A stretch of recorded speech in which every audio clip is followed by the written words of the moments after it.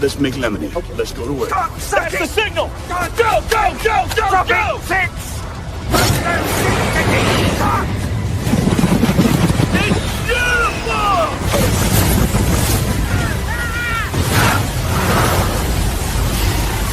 Mother Nature just pissed her pants, dude! Wake up and hit the ground running. It's The Rush, presented by Willis Auto, with Travis Justice and Ross Peterson bringing you raw, unfiltered, and unapologetic talk about sports, life, and everything else that matters. No filtered, no fluff, just The Rush.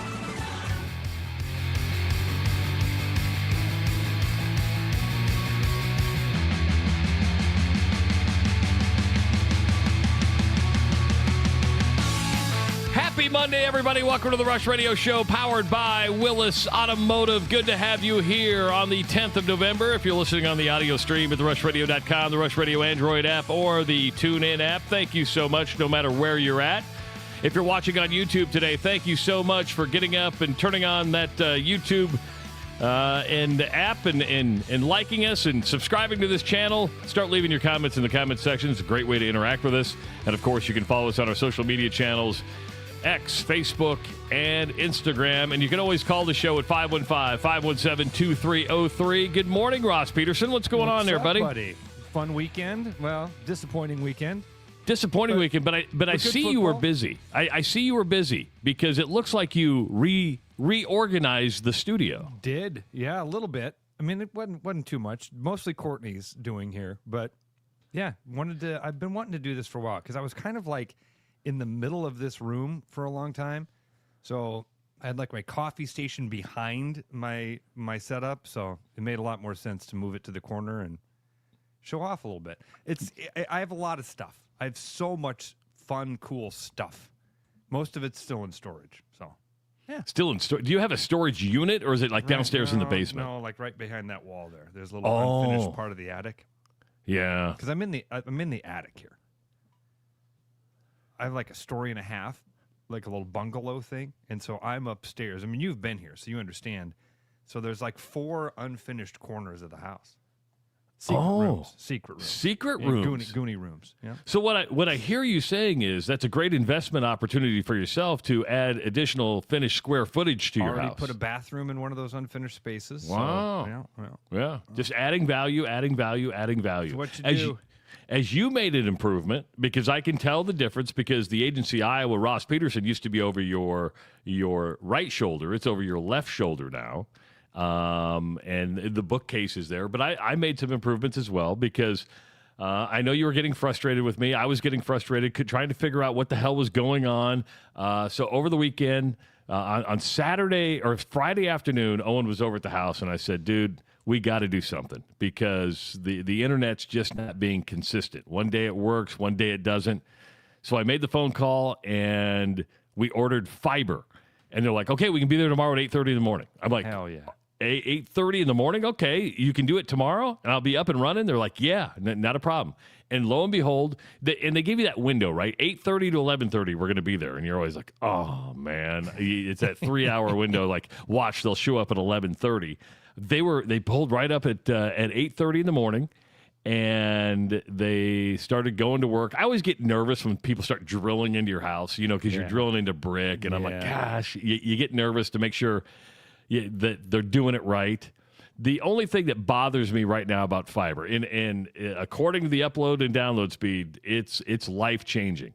Just to give you an example, like after we got done with the Black and Gold Rush, and when we get done with this show, I go in, edit the podcast, and then I put it back up on so it goes out to the universe. Normally, when I upload that, it's usually, I would say, a 3 to anywhere to 8 minute process, right? It went up in 4 seconds. Yeah, I'm telling you, dude. It went up in 4 seconds. So we cut our podcast yesterday with Dr. Rob Statiska, and Owen's like, well, we'll see how it really is with the video, because our podcast is about an hour long, and that's usually an hour and a half to 2 hour process for an upload, because it's a pretty good-sized video. And video is a lot different than audio. It took 5 minutes yesterday. 5 minutes to upload, and I'm like, okay, I guess this is working. Now, I have some redundancy here. I haven't shut off my other cable yet because I didn't know this, Ross. They haven't buried my fiber line yet. I have a temporary fiber line. Yeah. And then they have to come back, like they said, we'll be here in the next 7 to 10 days to bury the cable. We'll put a brand new cable in and do that. So I literally have a fiber optic line going across my driveway all the way through my yard. Nobody told my wife about this, that there was a temporary wire out there. So yesterday, she doesn't have glasses on. She's tripping on the wire. The dog's trying to figure out. I'm like, oh, sorry about that. We forgot to tell you that there's a temporary fiber line just running across. I'm just glad you didn't say. Yesterday, she's out there trying to repave the driveway, because that's the type of thing that you would let, Anjanette would be. If it had snowed, you'd be like, Anjanette was out there trying to shovel the driveway. Yeah. No, there's certain things I do around the house. I mow the yard because I really enjoy mowing the yard. And now that I have a snow blower, I love going out and snow blowing. Before, I would say, hey, why don't you go ahead and shovel the driveway? I mean, because I didn't want to have a heart attack. I go, look at me. I'm not a specimen of health. I didn't want to have a heart attack. Yeah, so I always had the heart attack in the back pocket saying, do you want me to live? Do you want me to be with you tomorrow? And she goes, well, based on your life insurance policy for me, no, not really. I mean, you've got about 4.5 years left that are good for you. So you're worth more dead than alive. I am worth a lot more dead than I am alive, but only for 5 more years because I shovel that snow. I have a term life insurance that expires when I'm 60. So after 60, I'll be like, I'm not worth anything to you anymore. I'm absolutely worth nothing to you. So she's like, would you just hurry up and die? Would you just hurry up and get it over with? I'm glad you're here.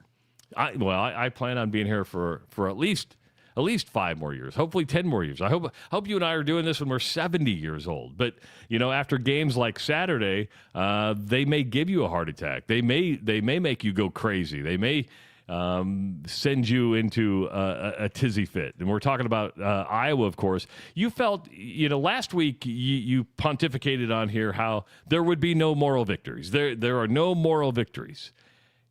Saturday night, you changed your mind a little bit. Now that you've had 24 hours, a little bit more to decompress, do you feel the same way? Do you feel the same way? That's a good question, Trav, because that moral victory thing certainly has subsided. That thought that, even losing that game, the way the Hawkeyes lost it, with how many things happened. I mean, like we rehashed it a lot on Saturday night, but man, you look back on that game being a 2-point game, and then you realize all the things that happened that went against the Hawks. The bad snap that ends up in a safety, the fumble by Weegan, the fact that Oregon had a touchdown on that play where Moore stumbles going backwards on 3rd and long. That tight end's wide open. I mean, that perfect play call by Dan Lanning and that offense, they're going to score a touchdown there. You add all those things up, and you realize this was a 2-point game. This is a game that Oregon had to hit a last-second field goal to win. Oregon had to make a last-second drive and make some good plays in order to get into that position. That's a good question. The feeling has subsided because I will tell you, Saturday night I was looking at it going, that's the definition of a moral victory. You lose the game, but you look at it and go, damn it, we're really close to being right there with these really good teams. Oregon's one of the kind of special teams. They're not undefeated, but they're going to be a college football playoff team. And the Hawkeyes are right there with them, just like they were with Indiana. And I also think that's a part of what that feeling is that Hawkeye fans were feeling Saturday night, that disappointment, that heartbreak. It's a compounding feeling from not just Saturday and the way that worked with Penn State, but how the Hawkeyes lost to Iowa State with a last-second field goal, how they lost to Indiana in a last-second drive. There's that man, we're close, but what does that matter? What does that matter? The first two phone calls we got on the air Saturday night after, because I walked away from that game with a happy feeling. The Hawkeyes lost, but I really did damn, that was a great football game. First two callers we had right away said, what are we doing? What are we playing for? Very first call we had was Aaron, and he's like, what are we playing for now? A bowl game. You're playing for positioning to get a bowl game. And that's frustrating. That hurts because you don't have those big things to shoot for anymore. And they're playing for pride, and that upsets fans too, because it's like, damn it, that's not for me. I mean, are we rooting for the Hawks to win these final 3 games? Yes. Are we rooting for the Hawks to become a 10-win football team with a bowl game? Yes, we will be. It's a consolation prize. 100%. It's a consolation prize. And now at the end of the year, you kind of get as a fan, you get this participation trophy. That's frustrating. That's really, really frustrating because, excuse me, because with a minute 50 to play, that hope is rushing through my veins, dude. With a minute 51 to play, I'm running through all of those things in my head that we talked about last week. Hawkeyes are going to win this football game. Hawkeyes are going to be number 15 in the college football playoff poll. Hawkeyes go beat USC next week. We might be in the college football playoff. And a minute and 51 seconds later, you're licking your wounds and going on the air to talk about a loss. And that was hope and heartbreak, man. I wrote that down as soon as we started the show. I put that in big words at the top of my page because that's exactly what it was. And then you started the show on Saturday with that great line from the wide world of sports. It's the thrill of victory and the agony of defeat, and we felt that on Saturday. I don't mean to rehash the Black and Gold Rush, but a lot of people who are listening to the show this morning maybe did not tune into that show. And one of the themes that came up, and I thought about it a lot. Matter of fact, I had a long conversation with Dr. Rob about it yesterday because he goes, "What was the feeling?" And I said, "You know what it was, Dr. Rob?" I said, "It's why can't we have good things? Why can't it be our turn?" And you turned it in brilliantly to an analogy that made a lot of sense. If you watch movies, and we talk about movies a lot on this show, and that is the Ray Kinsella line from Field of Dreams. What's in it for me? What is in it for me? And it shows you how selfish we are as fans, and we want to be selfish. We want good things. I don't think Iowa fans, I don't think Iowa State fans are unrealistic, but they just want something good to happen to them when it's so close and so many times. You nailed it there, Trav. I don't think fans are unrealistic. I don't even think the fans that called in and said, "I want to win a national title."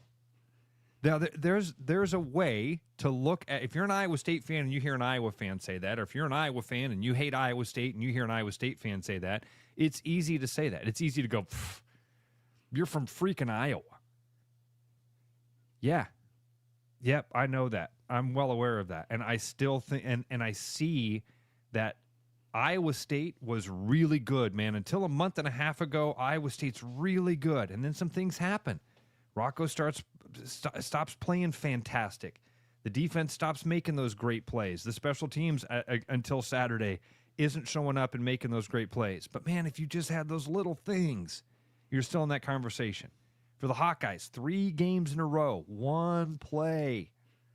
One play interrupts that system, and now all of a sudden you're there. And Hawkeye fans were there, by the way, with that Big Ten title game against Michigan State. Same thing. We're right there. Just one or two little ticks, and it happens. So it's not unrealistic to say we want to be in the college football playoff. And then once you're in the college football playoff, it's not unrealistic to say, man, if we could just beat these big dogs. The Hawkeyes were right there with Indiana, who is going to be a team that's in this conversation all year long. 515-517-2303. Let's go to the phones. This is Dusty. Dusty, welcome to the Rush Radio Show powered by Willis Automotive. What's going on, Dusty? Dusty, you there? Yeah, hey, it's Brent. Oh, hey, Brent. Brent. Sorry, up, Brent. Yeah, I didn't say Dusty, but it must have come through that way. It must have been one of your aliases you used. Yeah, it does. It tracks former callers, and you used that name at one time, Brent. That's funny. It did that. Oh, okay, that's what it is. Yeah, I'm sorry. Yeah, I did use Dusty before just for fun. So, hey, I was just gonna say I was at the game. Didn't get a chance to call in because it just took a while to get back to the vehicles. You know, everybody left late, right? Everybody stayed through the last seconds, and it was hard to get out. But a couple things. I mean, being at the game in person, you realize there is a talent discrepancy between the two teams. Yeah. We have good players, don't get me wrong, but Oregon had just a notch up, if that made sense. Absolutely. Bigger, faster, stronger. Athleticism is what you're talking about. Well, yeah, just even size. They had some serious dudes on both on the offensive line and the defensive line, as an example. And then you're right, they had great speed around their skill positions, their D-backs. Our kids played very hard, and it's such a gritty team. This is a team I didn't think was going to win many games this year, but it's just been a really gritty, tough team, and they did everything that they could to give ourselves a chance to win. And we had that celebration of possible win, so that was at least fantastic. That feeling where everybody's hugging each other in the stands, it was fantastic. But we also knew that, hey, there's plenty of time for them to come down and kick a winning field goal, especially when we didn't get the 2-pointer. So one thing I thought about here yesterday, thinking through the game, is the new Big Ten is a much better league adding those 4 West Coast schools. And our schedule is a lot harder. When I look at next year's schedule, we've got some games in there again. It's like, wow, this is going to be a really tough schedule to go 10-2. I think 10-2 is where we have to be to make the playoffs. Agreed. And so we've got to go 6-1 at home. We can only lose one game on the road, and that's it. You know, so the cool thing about this, and where I'm leading to, is we're having to learn how to play a tougher schedule with more name brand opponents like Oregon and USC as an example this year. We have to learn how to win these games. We have to learn how to get a little bit better as a program. And I think we will. This is part of the learning process. It might take 4, 5, 6 years. I know people don't want to hear that, but we've got to learn how to notch ourselves up a little bit. Indiana's the anomaly. They haven't been good for 55, 60 years in my life, but they got Mark Cuban money now. That's the difference for them. Yes, they have a good coach. Don't get me wrong, but the money matters. We're not going to have a billionaire, so we have to learn how to slowly get a little bit better. And that's why I think the difference is. And that's going to be getting into these kinds of games. This is going to be heartbreak. This is going to be getting your tails kicked sometimes. But over time, we'll learn how to go up against an Oregon, a USC, you name it. Just like we've had to learn how to play Michigan, Penn State, those types of teams. And then somewhere in there, we'll have one of our magical years and then make the playoffs. That's kind of what I see. Brent, what do you think about the Iowa State game? Because as you're describing this, I realize that Iowa State game carries more weight. Because, man, losing to Iowa State is one of the things that is a major factor right now as we look at the landscape of college football. Iowa's a 3-loss team. You nailed it, dude. Everything you said there is absolutely right. It's going to take a while to figure out how to win these games. It's going to take a while to build that mindset of a champion, as Brian just wrote in the comments. But as you're thinking about this, where does the Iowa State game fall into that landscape? I guess I'll just leave it at that. Have you thought about that? Yeah. In fact, this is why, and this is nothing against Iowa State. They have a very good program. That's basically another conference game of some level. So we have a chance to lose that game every year. I almost think we have so many tough games after Iowa State that I'd rather have a cupcake. I know you had that conversation before, like, hey, we need to play a really tough non-conference. Why do we have to do that? Because a loss is critical. If we're still sitting there at 2 losses right now, we have a chance. Now, I don't think we're going to win out of USC. I didn't think that before Oregon. I don't think that now. Just because I don't think we're ready as a program to win in the West yet.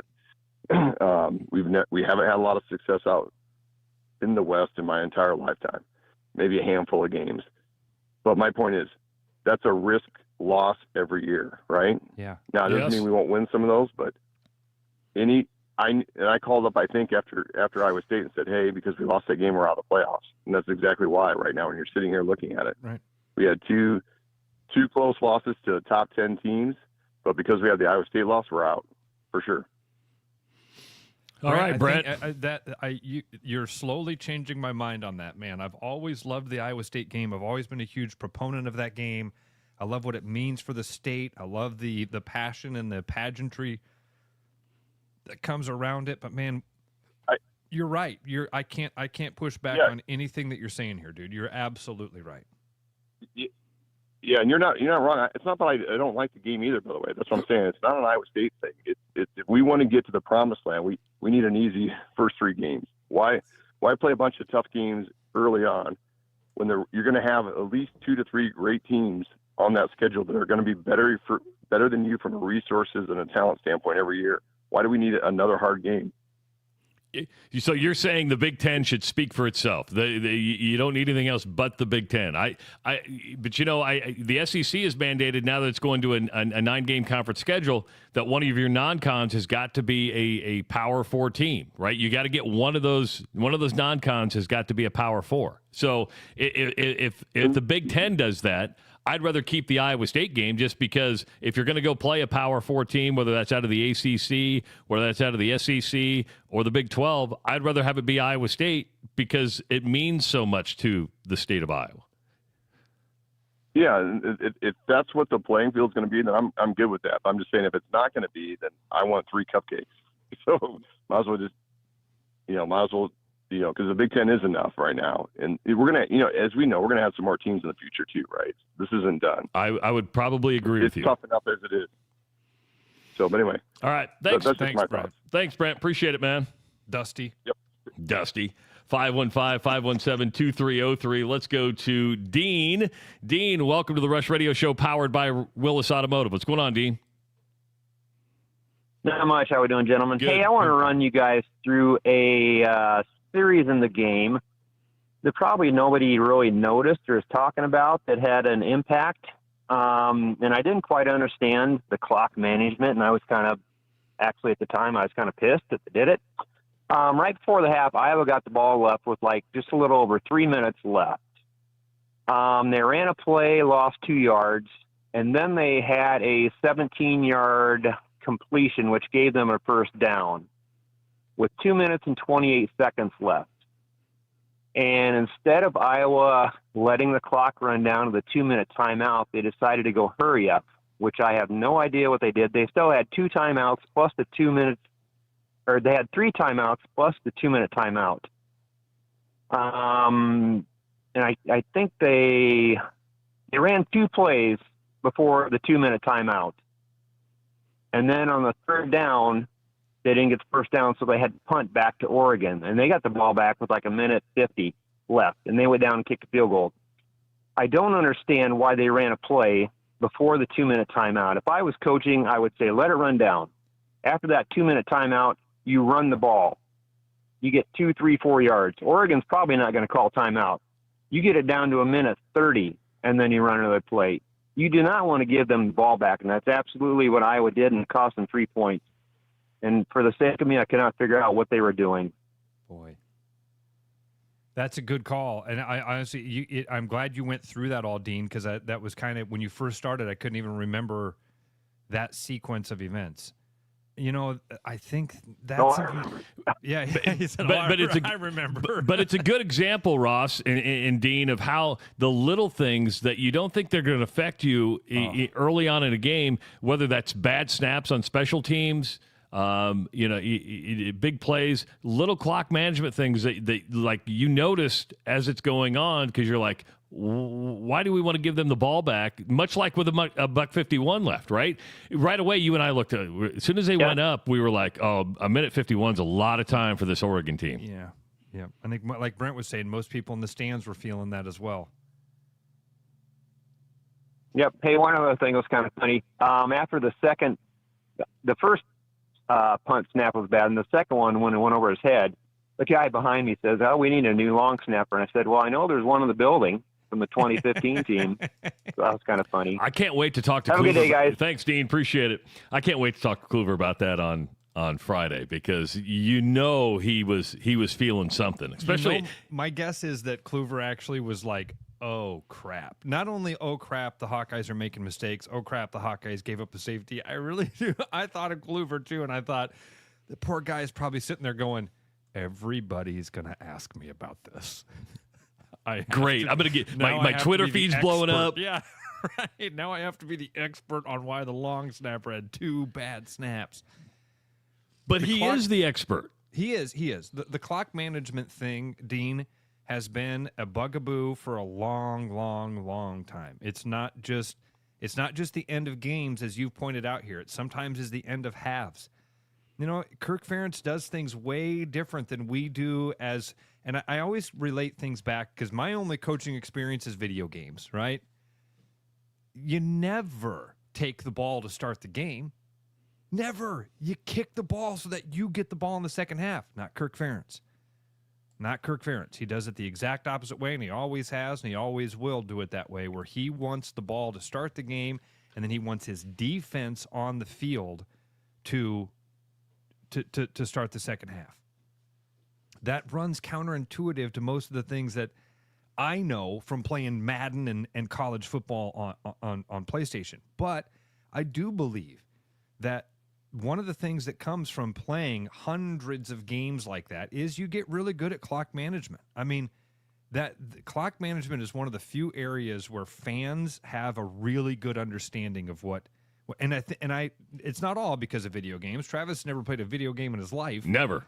But I do think that there's a little learning curve that happens when you do that over and over and over and over. Or you're playing with your friends and you see how they do it. He nailed it. One of those things is that 2-minute stoppage. You've got to use that to your advantage, and you can't give the other team basically a free timeout in that situation. You've got to let that clock run down and then run the play on the back side of it so that you eat up a lot more clock. It's always been a bugaboo for Hawkeye fans and Kirk Ferentz clock management, and it's not always just the end of the game. That's a good call. 2 good calls to start the Monday. Yeah, if you want to call, 515-517-2303 is the number to call. A reminder that Fiscus Jewelers is having its annual Gem Trunk Show coming up on November 21st. That's a Saturday. On November 22nd, a Saturday from 9 a.m. to 3 p.m., pick your favorite gemstone, design a custom holiday piece. $250 off your custom design this day only. So when you show up on the 22nd, you get $250 off on that day only. They're going to have fun giveaways throughout the day. Perfect time to create something one of a kind. That's Fiscus Jewelers. That's really cool. Noel does some awesome stuff, man. If you're not familiar with Fiscus, that's a guy you should check out. That's a good idea for Christmas. Like that one. Everybody was asking Owen yesterday, when are you going to put a ring on Lizzie's finger? And he gets all uncomfortable. And I'm like, go to Fiscus. Go to Fiscus. Exactly. Noel, go to Fiscus. Promise you that. Done it a lot. He'll take care of you. It is the Rush Radio Show powered by Willis Automotive. The Rush Radio is now on the free TuneIn app, allowing you to enjoy the show on Apple products and Android Auto. Download the free TuneIn app and search The Rush Radio to take Travis and Ross wherever you go. 'Tis the season to share great taste. Grab a refreshing Coca-Cola and make every moment a celebration. Locally made, nationally loved, Coca-Cola is the real deal when it comes to holiday cheer. Whether you're kicking back after the game or hosting. With over 260 beers on tap, El Bait Shop isn't just another craft beer bar. It's the best. Beer lovers know El Bait Shop, 200 Southwest 2nd, Des Moines. There's a new spin on casual dining near Drake University. Lucky Horse Beer and Burgers. Craveable faves, flatbreads, delicious burgers, frozen cocktails, and a crazy cool vibe. Get to Lucky Horse Beer and Burgers today. My name's Gary Prosnell, and I'm a residential home mortgage banker for Northwest Bank in Des Moines Metro Market. I've been financing people's homes for over 25 years, and I'm an expert in financing VA loans, FHA loans, IFA loans, and new construction homes. This is my cat Norm. Norm knows football, but he doesn't know mortgage. And that's where I come in. There are a lot of Tom, Dick, and Norms out there doing loans. So don't just trust anyone with your home loan. I'm your local, trusted, experienced expert. Loans. Call Gary at 515-975-6767 or find his profile at nw.bank. Member FDIC, Equal Housing Lender. After Hawkeye football games this fall, Travis and Ross are right where they belong, with you taking your calls and giving unfiltered feedback. Right after Hawkeye football games, it's the Black and Gold Rush on the rushradio.com, the TuneIn app, and on YouTube. Thankful? More like tankful of gas in your new Nissan SUV. This November, we're giving thanks for you. At Willis Nissan, we're celebrating 0% financing and special model year closeout savings on our most popular Nissans. If you've been getting hungry for a new Pathfinder or Murano, there's never been a better time to scoop one onto your plate. So sit around our table or visit us online at willisnissan.com. Get ready for a gemtastic day at Fiscus Jewelers. Join us Saturday, November 22nd from 9 to 3 for a gem trunk show you won't want to miss. It's the perfect time to pick up your favorite gemstone and create a custom piece for the holidays. Plus, take $250 off a custom design for this day only. We'll have fun giveaways throughout the day. So if you're looking for that perfect gem, we've got you covered. It's a gemtastic show like no other. Fiscus Jewelers, your jeweler for life. The best bread is made from scratch, freshly baked with locally sourced ingredients and love. At Big Sky Bakery, we take great pride in our delicious products. We know you'll enjoy them almost as much as we enjoy baking them. Find us at the downtown Des Moines Farmers Market every Saturday. Looking for the perfect golf escape? Experience links-style golf right here in Ames at Coldwater Golf Links. With rolling fairways, large greens, and unique routing, it's golf the way it's meant to be played. Whether you're a seasoned pro or just starting out, you'll love our course's welcoming atmosphere and friendly staff. Grab your clubs, book a tee time, and make every round unforgettable. Coldwater Golf Links, where great golf leads to great memories. Visit coldwatergolf.com to book your round today. Back to the Rush. Strong opinions, weak filters, and just enough sense to stay on the air. It's the Rush Radio Show, powered by Willis Automotive.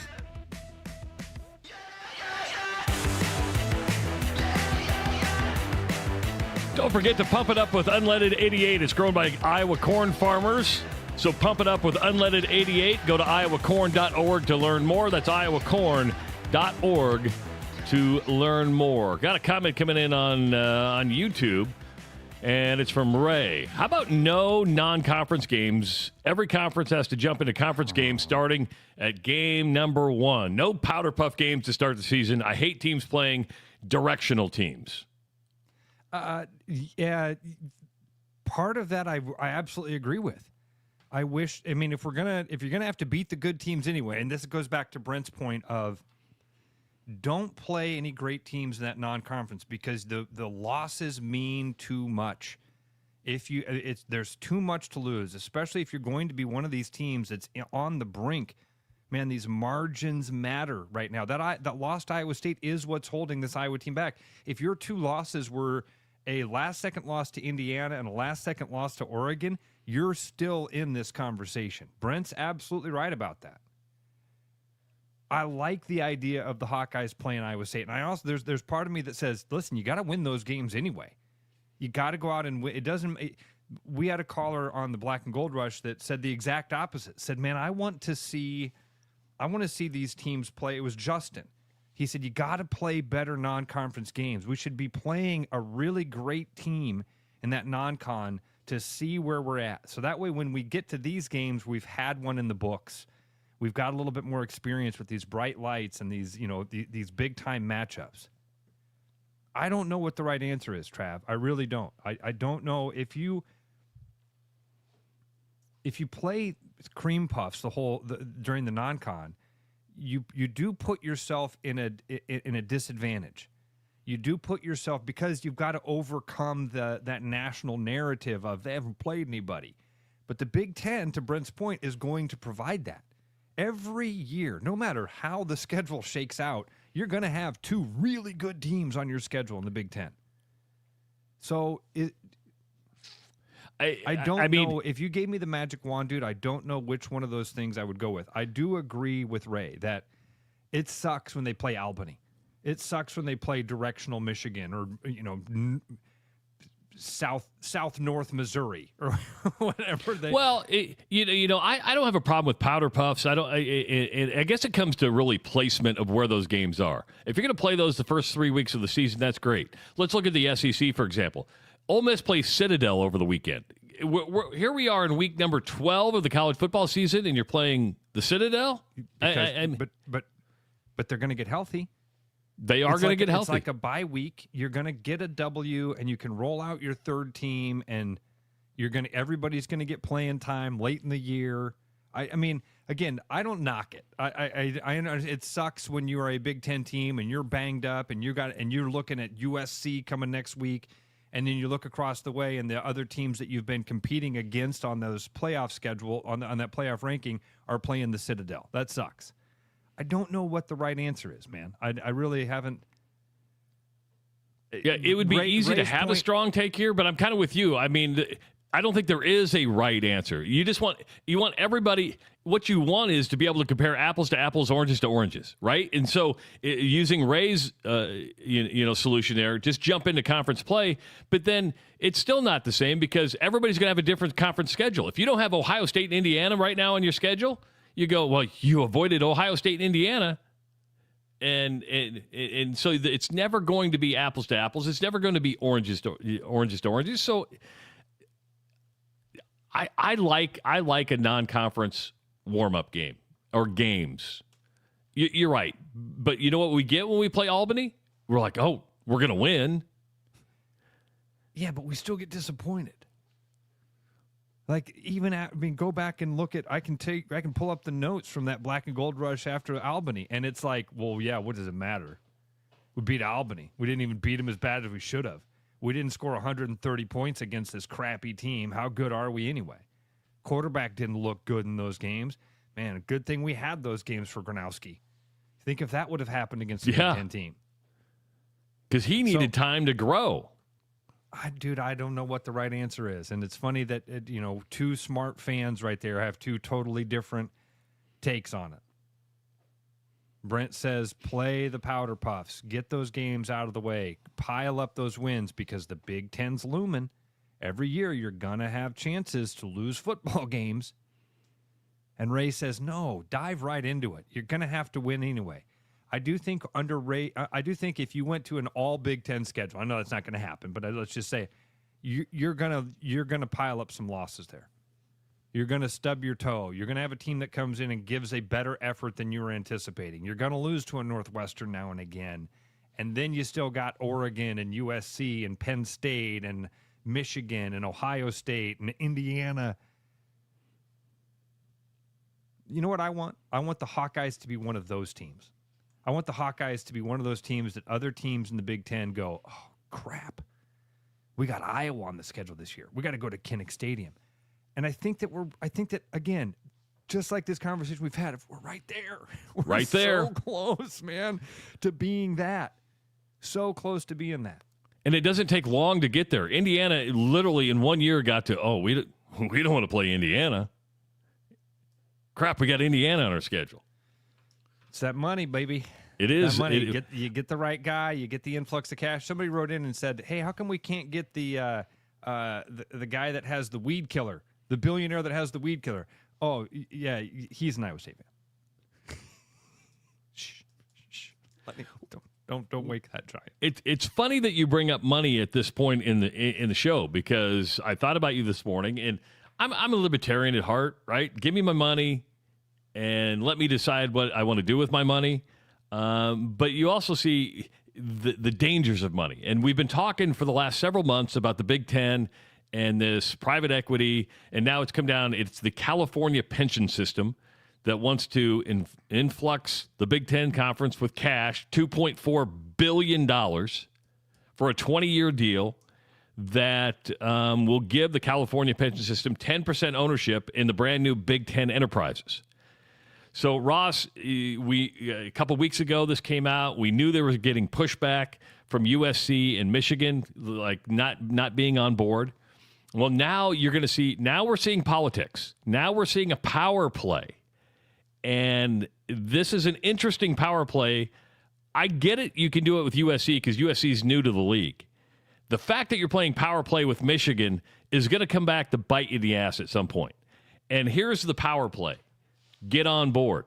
Because if you don't get on board, which the report this morning, I think it was on SI.com or CBSSports.com, can't remember which website it's on, has said the Big Ten is getting ready to move forward and has offered basically an ultimatum to Michigan and USC. And that ultimatum is this. If you don't sign on to this, you're going to get a lower payout. Right now, the influx of cash could be $135 million to each team to start. So if you're not on board, you don't get that. Then, when the grant of rights deal expires, expulsion from the conference. Expulsion from the conference. Yeah.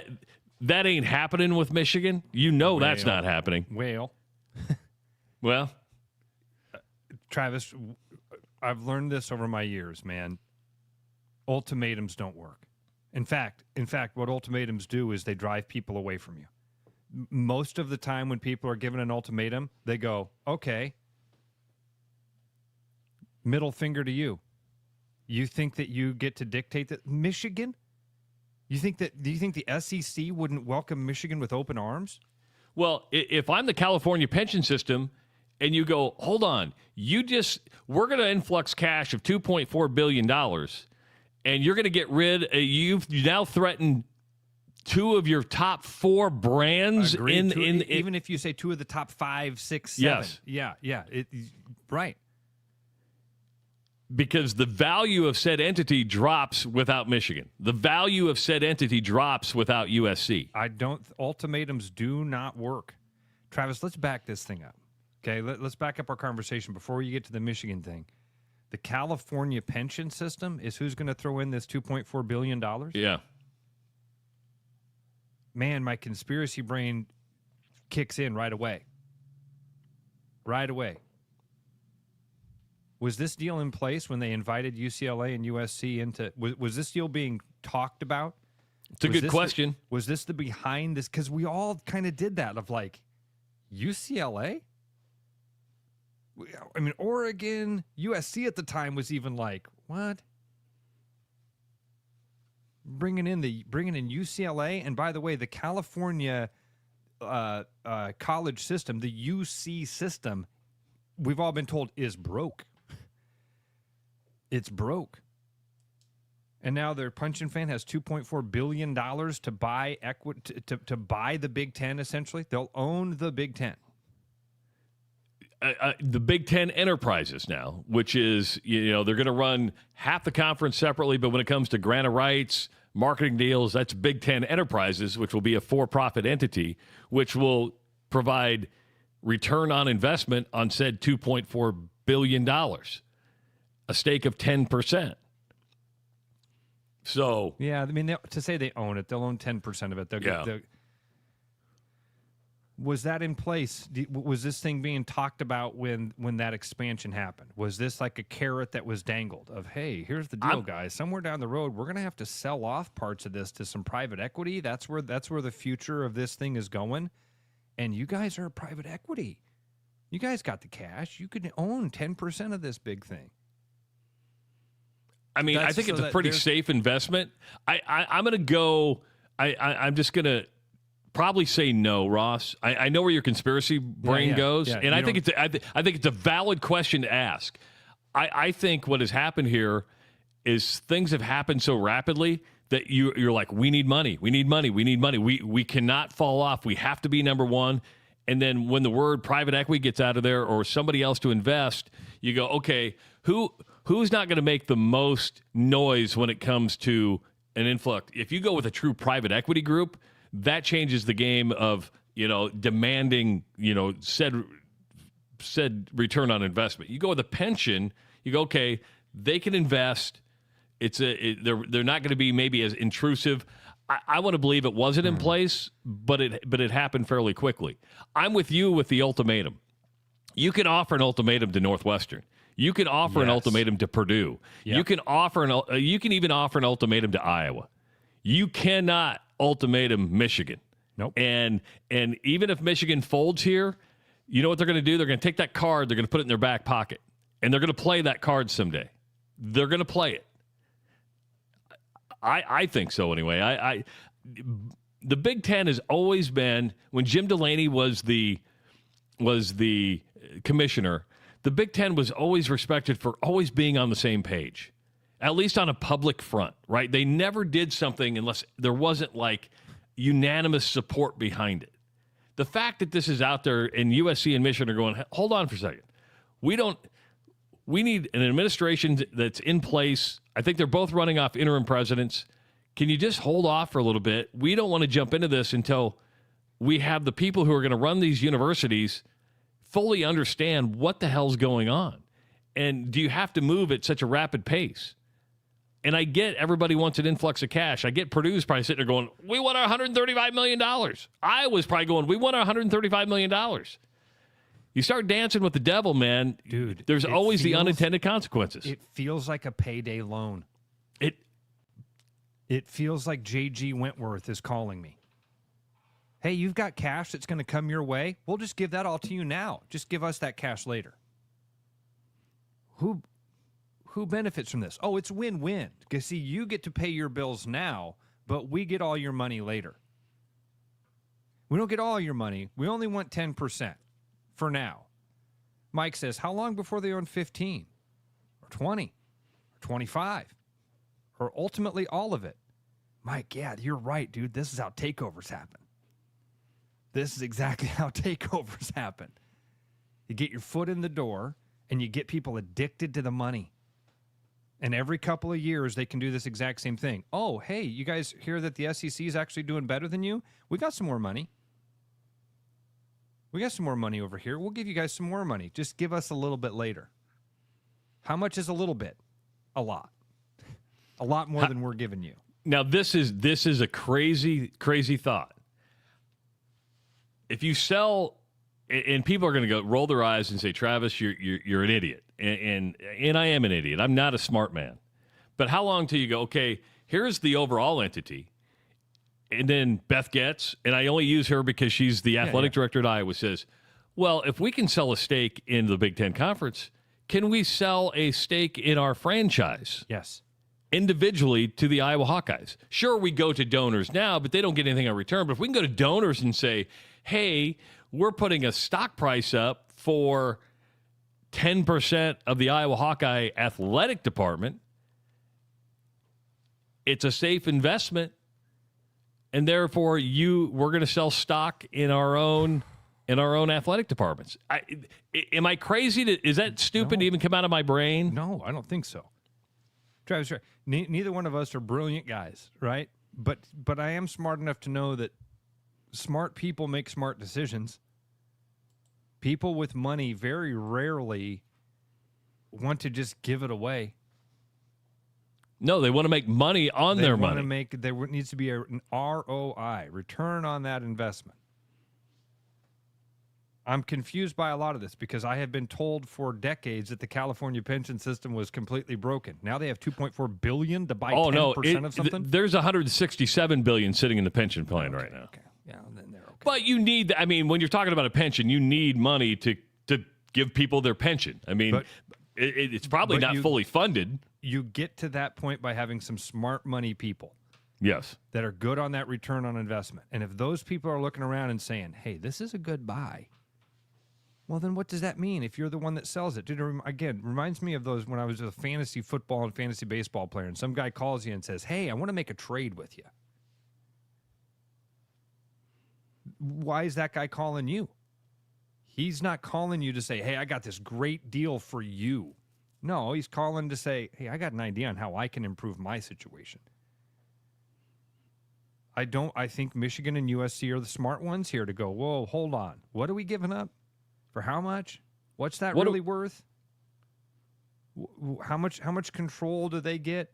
What does this mean if all of a sudden in the Big Ten, who had nothing to do with California a blink of time, we all remember. Hell, some of us still have a hard time when we see Oregon and UCLA, Big Ten matchup of the week. You're like, what the? And now that group is going to own 10%, and I think to the callers or to the listeners' point, for now, 10% for now, until until that addiction to money, you need that next hit. Guys, we need another $150 million. What do we do here? And the pension system says, oh, hey, we'll buy another 10%. We'll buy another 15% this time. You guys need money? You have a structured settlement, but you need cash now? 877 get cash now. 877 cash now. Call JG Wentworth. Go to the payday loan place. They'll take care of you. And it's okay to go, what are we doing here? Are we talking about college, or are we talking about a professional entity? And this is, of all the things where money just makes you feel weird, this makes you feel weird, right? It's like, this is where it's changed. This is where it's not the same when you sell out. College athletics has been around for a long time. It's functioned just fine for over 100 years. Fans have been passionate. And I'm not saying it's going to go bad, but you better realize there are unintended consequences that can and most likely will happen. You're going to go, oh, I didn't know that was part of the deal. I didn't know that was part of the deal. But good for Michigan, good for USC. And the ultimatum, though, is interesting when you say, well, you face conference expulsion and less money by not taking the deal. Those are two huge brands that you are playing fire with. You're playing games with two huge brands that I my first instinct is, well, ultimatums never go well. Nobody likes to be given an ultimatum and then cow to it. Most of the time, you feel cornered, and when people feel cornered, they do weird things, man. They do weird things to get out of that corner. And those are two brands that could make a phone call and get out of that corner.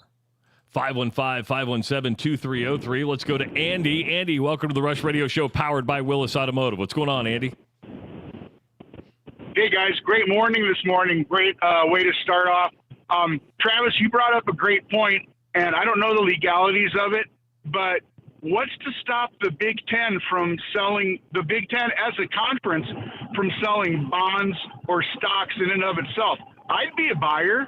Would you guys? Yeah, absolutely. If I could buy stock in the Big Ten, if I could say, hey, I'm going to go buy Ohio State stock right now, 100% I'd buy.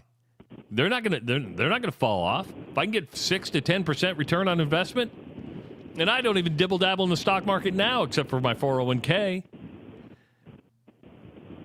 Ross, would you buy a stock? I don't either, but I mean, not. Go ahead, Andy. I was going to say, not necessarily individual teams, but the conference as a whole, because that conference is, any SEC, Big Ten, those are money-making machines. They print it. Interesting. It's something to think about, Andy. Appreciate the call, man. Yep, have a great week, guys. Thanks, Andy. Appreciate that, man. You had to stop and think for a second. You were thinking there. Because if it is a stock, okay, if we're going to talk about it as a stock, why would you buy Ohio State and USC and Michigan and Penn? Why would you buy those big ones? Couldn't I sell this to Purdue and Northwestern as, hey, guys, this is where you really make your money? Because you're the penny stock. You're the penny stock. You're the ones that people might see real, the smart money guys might see real return on that investment. It's not going to go down. It's not going to go down. It's propped up by all these other huge brands. It's not going to go down. What happens if enough people buy Purdue stock that Purdue all of a sudden has the money? And then that stock goes tick, tick, tick, tick, tick. I'm just, and again, thinking of it as stocks that it's not always smart to buy the most expensive stock because that one doesn't have a lot of room to double and triple on your investment. Whereas a Northwestern or a Purdue, they do. There is room for improvement there. I don't know. It's an interesting thought experiment. I'm going to pose this question to you. Let's take away the individual teams. Okay. Would you rather see the Big Ten form the Big Ten enterprises and put that in an IPO and say, hey, we want to raise an initial stock offering, put 10% on the market and avoid private equity? Or would you rather have, hey, Big Ten Enterprises is now a publicly held company. Big Ten's going to hold on to 90% of its stock, have a board of governors, and put it out there for individual investors.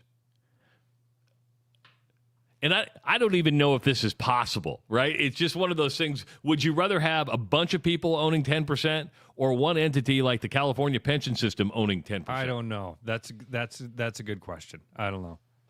I'm not smart enough to have an opinion on it. I'd listen to smarter people tell me what the pluses and minuses are of that. The only difference is the market goes up. Private equity, you're getting your $2.4 billion. You're on the market. You deal with the fluctuations of the market going up and down, and so you could be down one day, up the next, down for a week, and so there's no consistency in there when it comes to the money. But something to think about. And again, when you start bullying Michigan, you start bullying USC. Nothing good comes out of that. You know, Lady Sideburns brings up a good one. We hadn't even mentioned this. In this stock conversation, where's Nebraska fall? Because I think big. Well, what I'm saying is that one of those that you could buy cheap right now and it's got a huge potential for return? Or is it there'd be enough desire there'd be enough demand that the price would be high for the... I think the brand of Nebraska is still pretty big. I think Nebraska is a pretty big brand in the Big Ten. Now, they haven't performed in the Big Ten. There's no doubt. I'm not going to argue that. But when you come to... I just don't know how much... There's a reason how much that's going to be able to double up. Like those, you know, there's so much room for growth with all those others.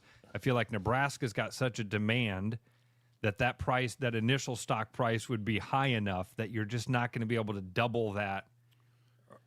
Because of my... And you're right, Ross, because if you've noticed, Troy Dannon's been pretty quiet. And you know why he's pretty quiet? Because they're loaded with cash. Nebraska does not have a cash problem at all. It's not an issue. And they do it quiet. They don't flaunt it. You know, you don't sit there and go, well, they got Mark Cuban money or they got this kind of money. They just sit there and go, we got a lot of cash. And I can't get over... Captain nails it here, man. I just can't get over this. The California pension system? Just think about the stupidity of that.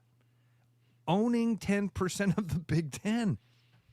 Now, to be fair, IPERS, everything else, they're invested somewhere. I bet if you dove into the portfolio, I mean, the reason, like most insurance companies, you go, well, how are these insurance companies? Well, they're invested in the market. They take your money and they reinvest it into the market and hope that the market grows. All these things depend on the market because everybody's like, well, the stock market isn't a true indicator of the economy. No, but it affects a lot of things from your insurance rates to your pension, everything. The market plays a big part of that. What if it turns out the smart people aren't as smart as we think they are? Well, it happens. Yeah. It happens. The smartest guys in the room. You ever seen the Enron documentary, The Smartest Guys in the Room? Watch it. Get ready to experience the magic of the season. The Coca-Cola Holiday Caravan is rolling into central Iowa, bringing thousands of sparkling lights, festive cheer, and unforgettable holiday moments. Since 1997, the iconic caravan has been a beloved tradition across the U.S., and now it's our turn to enjoy the joy. It's going to be in town November 26th through December 1st, so make sure to Check out Atlantic Coca-Cola Bottling Company to find out where that Coca-Cola Holiday Caravan is going to be. It is the Rush Radio Show, powered by Willis Automotive. The Rush Radio is now on the free TuneIn app, allowing you to enjoy the show on Apple products and Android Auto. Download the free TuneIn app and search The Rush Radio to take Travis and Ross wherever you go. Your house wasn't built for bats, birds, or raccoons, but try telling them that. At Bats and Bugs Pest Solutions, we've been helping Iowans take back their homes for over 20 years. We use cost-effective, eco-friendly methods to solve wildlife and pest problems the right way. Whether it's bats in your attic, birds in the vents, raccoons in your chimney, or moles in your yard, we have long-term solutions. Call Bats and Bugs Pest Solutions today at 515-218-3400, and let's make sure your home doesn't become their home. There's more Iowa in the Iowa Tap Room than you may realize. Housed in a building nearly as old as Iowa itself, the Iowa Tap Room greets you with a harvest of 120 Iowa craft beers on tap from all corners of the state. And the food doesn't get much more Iowa than this. The Iowa Tap Room, all Iowa beer, one amazing place. There's always something new at Fong's Pizza. The patio is open and ready for you, your friends, and an ever-changing menu of tiki drinks. Or try our new noodle dishes alongside your favorite slice. It's all happening this summer at the new Fong's in the East Village. Thinking about buying a home? Get pre-approved in 30 minutes with Gary Presnell at Northwest Bank in Des Moines. Gary offers first-time home buyers programs, VA, FHA, IFA, and conventional loans. Call Gary at 515-975-6767 or find his profile at nw.bank. Member FDIC Equal Housing Lender. You know, Brian, at Central City, we really do have the best selection around. I know. High-quality stuff you can't find anywhere else. Whistle Pig Plantation Rum. Yeah, and over 150 of the best scotches on earth. And a ton of bitters, mixers, and more. You know what we are? High class. Definitely high class, yeah. Make way for the natty. Okay, maybe medium class. Central City Liquor is home of the 10% cash coupon. And the Wooden Nickel program. After Hawkeye football games this fall, Travis and Ross are right where they belong, with you taking your calls and giving unfiltered feedback. Right after Hawkeye football games, it's the Black and Gold Rush on the rushradio.com, the TuneIn app, and on YouTube.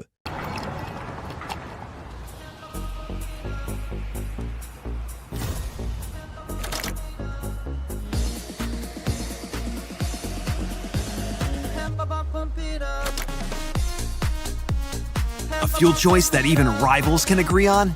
Now that's worth the hype. Cheaper, cleaner, and homegrown. Pump it up with Unleaded 88.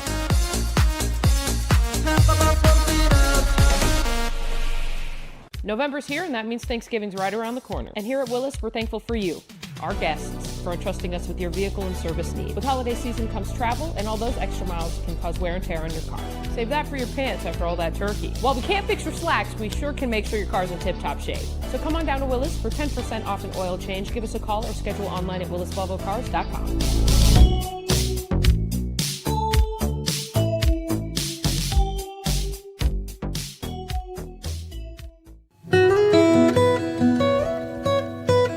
For the holidays, bring real taste to the table with Gold Peak Real Brewed Tea. Made with real tea leaves and real cane sugar, Gold Peak delivers a golden, brewed-for-taste flavor that makes every moment more meaningful. Whether you're gathering with family or friends, celebrate the moments that matter the most, because real connections deserve real refreshment. For your upcoming holiday celebrations, choose Gold Peak Tea and bring real taste to the table. Like a rash you thought was gone. Travis and Ross aren't contagious, but they are addictive. It's the Rush Radio Show, powered by Willis Automotive.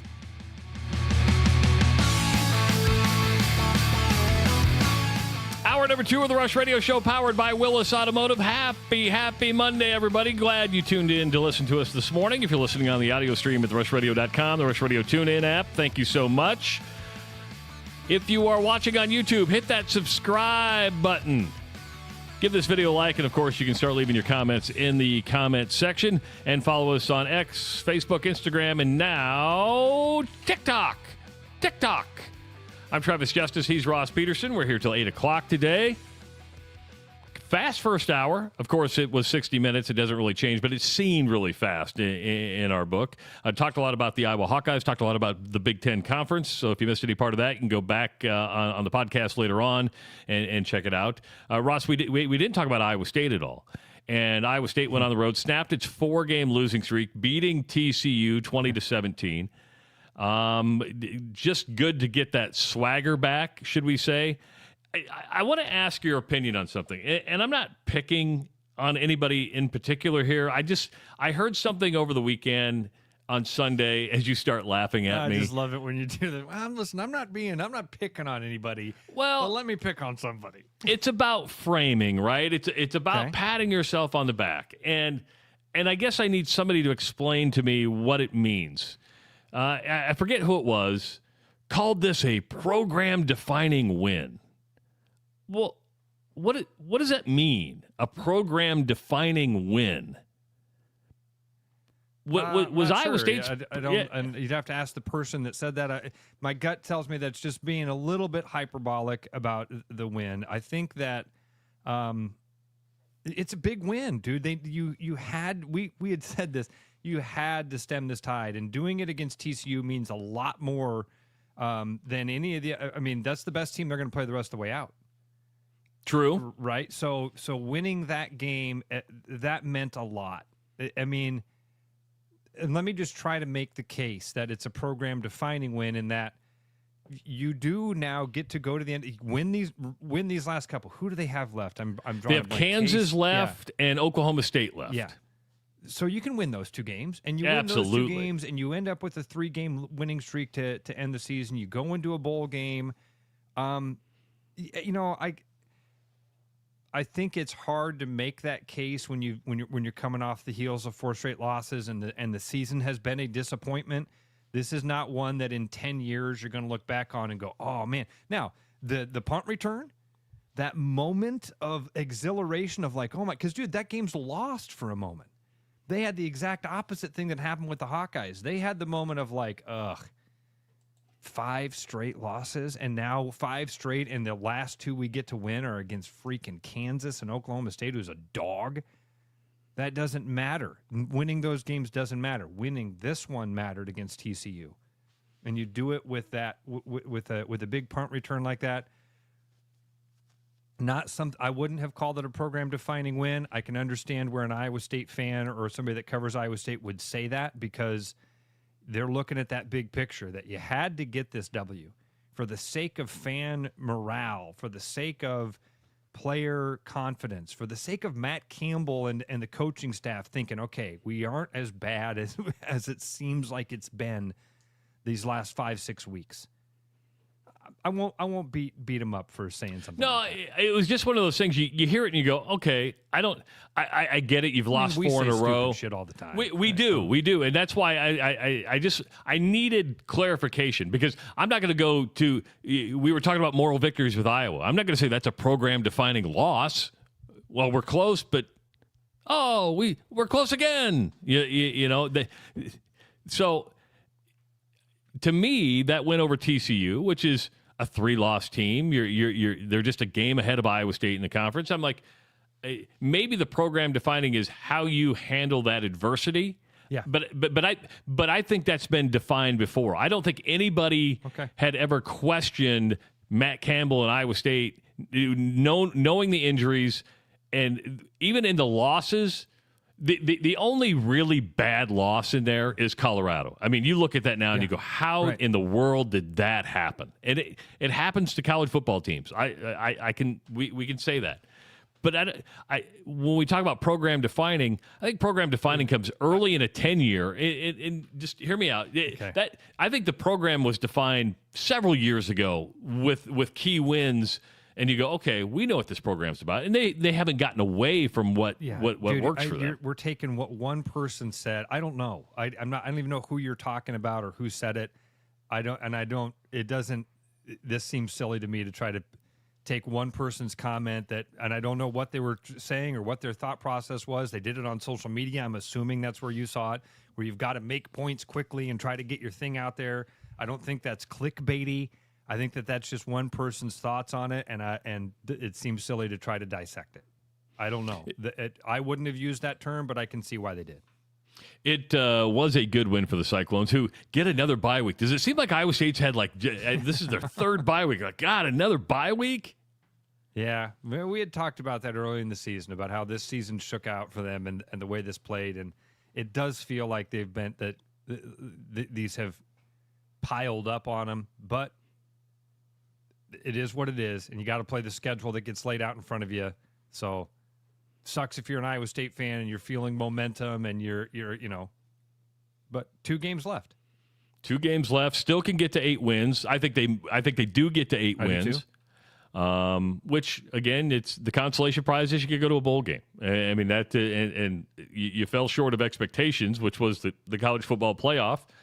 And but this team, I do think gets to 8 wins. Kansas will be a good game. Kansas plays with people, has a really good offense, doesn't have the best defense in the world, and it's been a down year for Lance Leipold. I think with the new stadium and everything, Kansas has fallen short of expectations as well. But we got almost 2 weeks to get ready for the Iowa State-Kansas State game, which will be senior day at Jack Trice Stadium. What do you think of TCU's uniforms? I see some They people were commenting horrible. On horrible. Thought they were playing Kansas. Looked like they were playing Kansas. And TCU does it. It tries to be Oregon, and it has a number of different uniform combinations. At least Oregon must have like a professional stylist, because they know at least how to put their color combinations together. There's been some you go, oh, that's interesting, but it made sense. TCU made absolutely no sense. I'm like, is that purple? Is that what with the red? And you're like, I'll be honest, the Oregon helmets this weekend were awful too. They looked like Northeast Michigan. They did. They're green with these white things that. Not duck for feathers. Me. Not for duck me. Fe- I said, oh, is that what that was? Duck feathers? Duck feathers. Oh, kind of like when we had the stripes on the Apex uniforms. Yes. Those were hawk feathers. Yes. Yeah, just as dumb. Just as dumb. That's why I'm a uniform traditionalist. I don't like throwbacks. I don't like alternatives. I like it when Alabama comes out and it's crimson, and Penn State comes out and it's all whites. I like consistency. I don't like change. That's like, Iowa wore the black pants. I'm like, just put the yellow pants back on. I like the yellow pants with the black jerseys. It stands out more to me. It's funny. I don't notice uniforms until I don't like them. And that's fair. That's about the only time I look at them. I turn on the Iowa State game. I'm like, TCU? Exactly, Every right? now and again I do that. I turn on a game and I'm like, I thought I was watching these 2 teams. 515-517-2303. He should be in a good mood today. Let's go to New Sharon. That's where Derek is. Derek, welcome to the Rush Radio Show, powered by Willis Automotive. What's going on? There's no better Saturday than watching my Clones win and watch the Hawkeyes piss another one down. Here's a little tip from the Blue Yummy Sportsbook. If there's a number in front of the team that I was playing, you bet it all. Bet it all. You might have to bet a lot to win a little, but you're going to win a little every time. No, you only if you bet to win. The over didn't go. That's what he's saying about bet a lot to win a little if you do the and they didn't cover. That's what he's saying. You can't beat a ranked team. But Derek, anyway, go ahead, bud. Why do you take like the thing that you hate most about Hawkeye fans is the thing that you become as a Cyclone fan? You realize that, right? Here, let me explain myself. My season was over weeks ago. As far as the playoffs, I just had the Hawkeyes get out of the playoffs. Now I don't care what the Hawkeyes do. But you do realize this thing of just hating the other team to hate the other team, when it doesn't have any bearing on your team at all. In fact, it hurts your team, makes your season look worse when the other team doesn't perform well. The Hawkeyes would be in a much better place right now if Iowa State wouldn't have shit the bed, right? But do you realize that you become exactly the thing that you hate? You hate it when Hawkeye fans just pile hate onto your Cyclones. You hate it. And it really does. It bothers you. You're like, man, these guys at work, they run their mouth, and then you become that exact thing just with different laundry, dude. Yeah. Well, I don't know. That's the way I am. Just the way he's built, Ross. That's the right At least it's a right Derek, answer. Right answer. It's a very honest, vulnerable answer. That's the way I am. Okay. All right. That suffices. Our season's still over. Both of them are now. Yeah, both of them are. Both of them are now. You're right. We all should be playing for the college football playoff, and when you don't make the college, it's a lot like in basketball. If you're not in that tournament in the field of 64, 68, your season is over. And I think that's they should have kept it at 4. I'd still be all in. Except that Colorado loss. There's a big difference in bowl games between 8 and 9 wins. Yeah, especially with if we get 8. The Colorado loss is one that shows up on that chalkboard at the end of the season. Big difference. All right. Well, sorry you disagree with me, Peter. Hey, buddy, that's why I love you, though, Derek. We can disagree about stuff and still be buddies, man. It's the way it should be. All right. Hey, talk to yourselves later. See you, Derek. Bye, buddy. 515-517-2303. Let's go to, I think this is Mazer. Is this Mazer? Yeah, why the hell did it come up? How did it come up on the call screener? It came up as Laser. Laser. Oh, Laser. No. But anyway, thank you for the educational speech this morning, Ross, and I think you can finally get through to the other side of the aisle here in this rivalry. I'm sure I'm probably a little late to the conversation, but how in the hell out of a timeout is your best play a jump throw to the back of the end zone where there was nobody? Talking about the 3rd and goal, right before the Hawkeyes did score on that 4th down to their final touchdown. But that 3rd and goal, Mazer, this is one that we talked about for a little bit on Saturday night. We tried not to dwell on it because, again, the Hawkeyes ended up scoring on the next play, so it didn't have the impact that we were all afraid it was going to. But very good question. Like, how do you come out of that timeout? It's the biggest play of the season. Biggest play of the season at that point. Yes. And you absolutely, short of literally fumbling, you fumble the play. And it just makes you wonder what they go through in practice. You know, where their set 4 plays are, what their situational practicing, I guess you could say, is at during the week, that they can't just go to automatic mode when this happens. I can't remember who called a timeout when they went. Was it Iowa or Oregon called a timeout? I'm trying to remember. I think it was Iowa that called that timeout. So, they were already thinking what they were going to call and put in. They called the timeout, got it in, and still botched it. And it looked like a tight end got chipped at the line. So I think who he was going to had to step up and block, or they got chipped off. But even then, he could have maybe rolled. I mean, it's all retrospect now. I guess it would make more sense that it was Oregon that called that timeout, now that I'm thinking about it. I'll have to go back through the play-by-play. Yeah, I don't remember. But either way, you had a timeout. You draw it up and to look totally lost on it. But again, I think Ross talked me off the ledge. And Mazer, thanks for the phone call. Appreciate it, bud. Good to hear from you. Hey, take care, guys. Yep, you talked me off the ledge that night because they ended up scoring. So it was a moot point, right? You're like, okay. Now, if they don't score, then the conversation is completely different.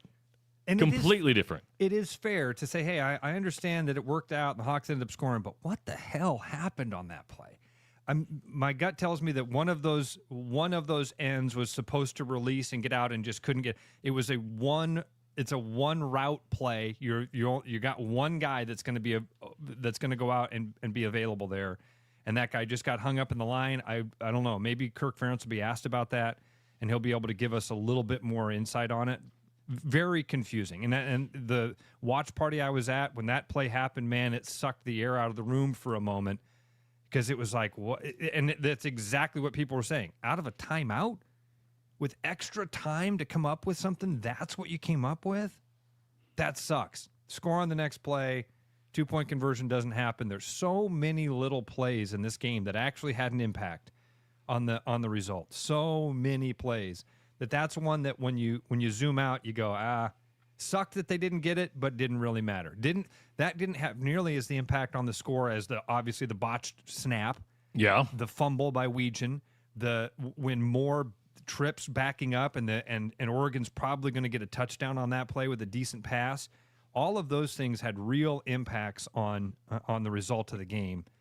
That third down, luckily for the Hawkeyes and luckily for Coach Ferentz, and Tim Lester didn't have the impact that it could have. You know, the 2-point conversion where your foot is on the line. You're like, you watch the Indiana game, which Omar Cooper, it is the awareness of Omar Cooper just to make the catch is amazing.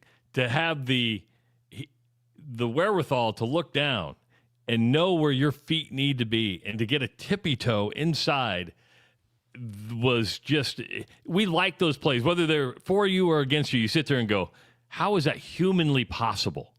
And Indiana, we all thought Indiana was going to get beat. I mean, you're like, okay, the Indiana undefeated, story goes away. Ross, we were talking about on Wednesday night, Mendoza, who's up for the Heisman, with 3 minutes left. Oh, the guy's lost the Heisman Trophy. He's not going to win. 3 minutes later, this guy's a Heisman Trophy winner. Look at that comeback. It's how quickly it happens. It goes from, oh my gosh, this guy's lost. The text I got was, man, he looks lost out there in this drive. That because he got sacked in that first play. Yeah. That's the amazing thing to think about. That game-winning drive started with that for Indiana. That was something cool to see. That was neat. And that's a mindset, right? I mean, not to let that sack bother you. You're like, okay. As great as that catch is, Hawkeyes had one that it's not for a touchdown. It's not to win the game. Yeah. That catch along the sideline is special. That pass is 2 feet out of bounds, and he drags that foot right as his left foot is about to land 2 yards out of bounds. Great play. Some other football that happened over the weekend. Congratulations to Todd Stepsis and the Northern Iowa Panthers. They got a win over Murray State. That's where you talk. I'm not going to say it's a program definer, but going back to, hey, you're in year number 1. How do you stay together? And you're going to go, well, Murray State hadn't won a game. They hadn't won a conference game. But either in Northern Iowa, and you're looking for a silver lining, and he comes on here every Thursday, and you're like uber confident. He hasn't changed. You haven't seen a change in attitude. But I think, Ross, that's an indication of how he's interacting with his players, right? Like you can't have those too high moments. You can't have those. You got to be steady as it goes. And never as good as you think, never as bad as you think. Yeah. We as fans oftentimes don't have that ability. Really, we don't have that tool in our toolbox to stop and go, okay, it's not as bad as we think. Or, more importantly, we're not as good as we think. And that's the attitude that you get from Coach Stepsis each week is like, yeah, this sucks, and we're going to turn this thing around, and we're going to keep a positive attitude, and we're going to keep focusing on the things we can. Glad to see them win. Yeah, you certainly can't say program defining. Murray State's awful. You had to get this win. This was one of those have-to wins. Otherwise, what would that have meant if they would have lost to Murray State? Oh, buddy.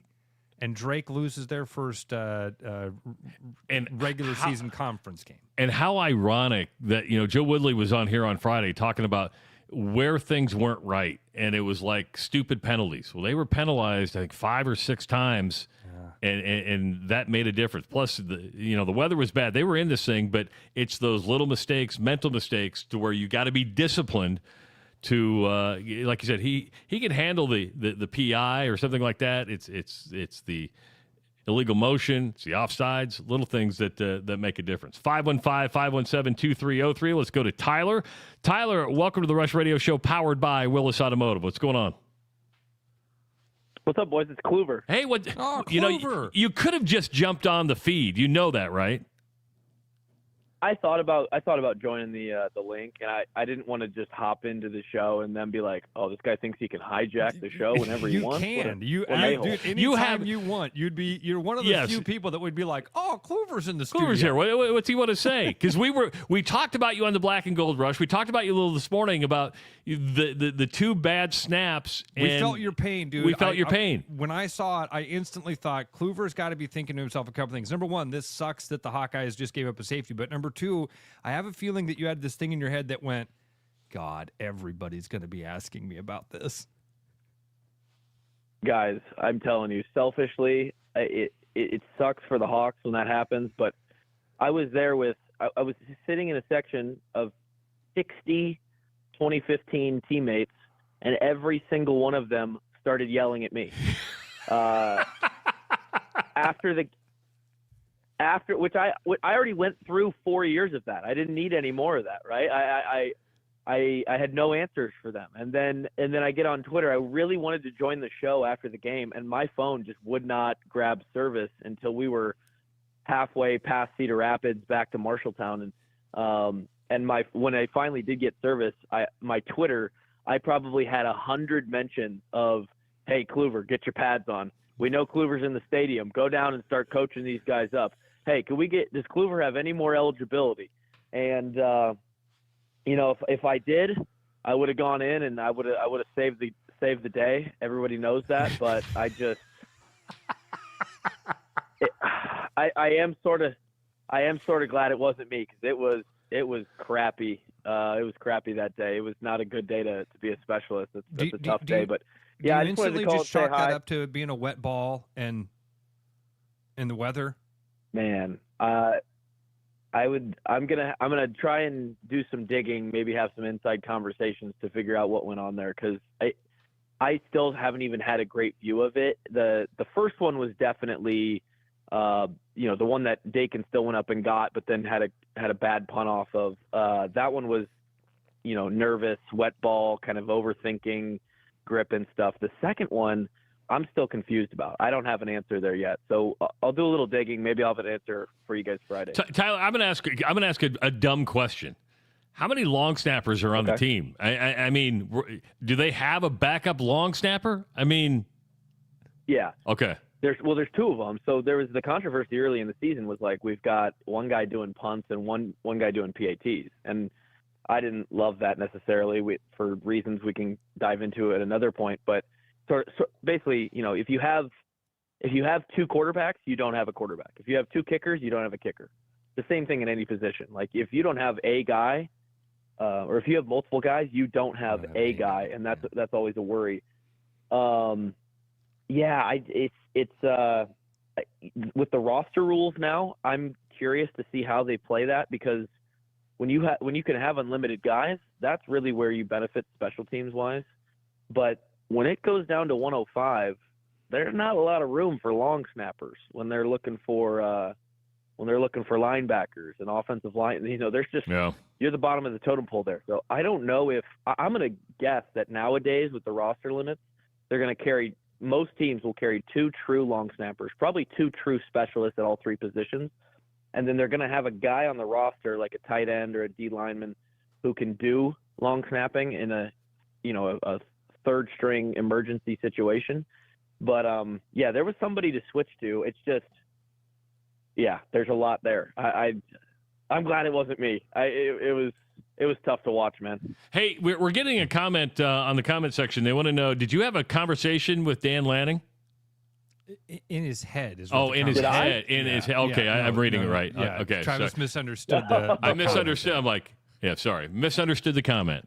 Yeah, me and Dan were on we had a phone call before this weekend. I recorded a little primer pod the other day before the game, and I was feeling the emotions of the week. I was hyped up. I was trying to get Iowa fans hyped up.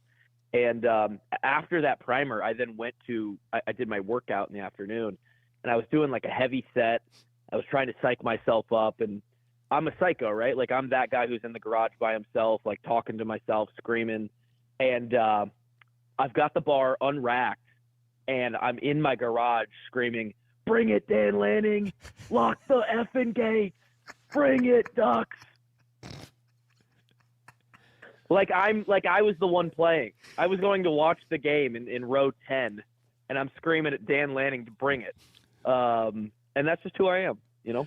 You're not alone, Tyler. I promise you, man. There's a lot of Hawkeye fans that do that. Like they get so amped up and they're so excited that there's a part of them that have never been in those games, never been in that locker room, that feel like they are. They feel like they're a part of the game. So I think a lot of people can relate to that.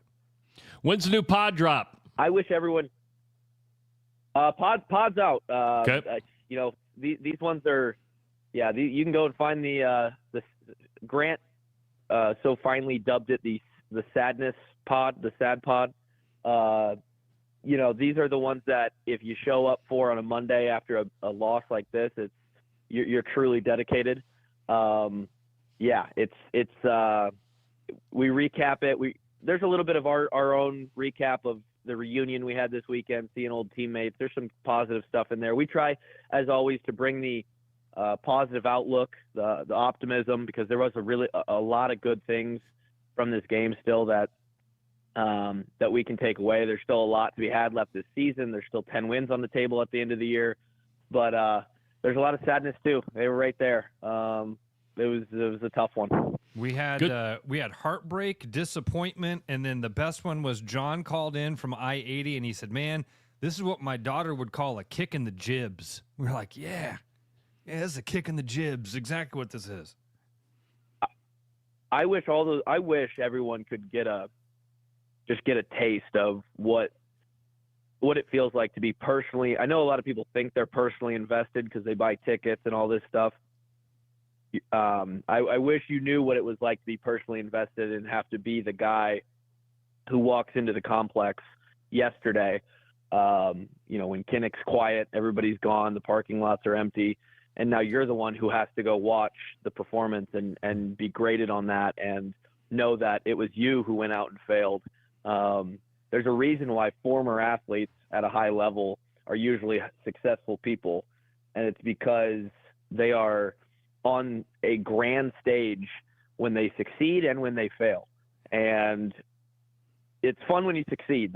It's all roses and flowers. But the moments like this, and I know nobody wants to hear it, will serve these guys on the inside when they're my age 10 years from now, as a man trying to find their way in life. And that's what I fall back on, is when you fail in front of millions of people and you have to get back up and pick up the sword, literally, as you go to face the Trojans this week. It does a lot of good things for you. So that's where I'm at.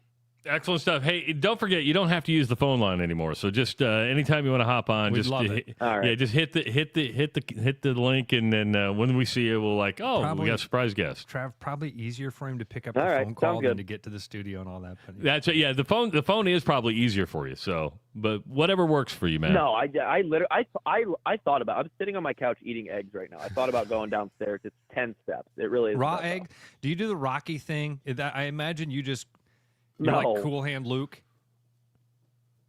Ross sees me as like Thor the Mountain from Game of Thrones. Like I'm just like this superhero figure. I am just a guy who yells at Dan Lanning in his garage with the Kerrygold butter eggs, scrambled 5 eggs every morning. The Kerrygold butter is the Irish And a butter. little That's the steroid. the Ireland butter. It's unsalted. It's like the most, so I'll make like a bullet coffee. I'll take the Kerrygold, and then I'll put some coconut oil with some coffee, and I blend it, and it's like a little latte. Mm-hmm. Yeah, that's some good stuff, Ross. There you go. Yeah. I do wonder about, and somebody put this in the comment section, so I'm going to borrow some brain power here. I do worry, Kluve, about your neighbors and what they think about you. So funny story. I'm a psychopath, and that's what they all think about me.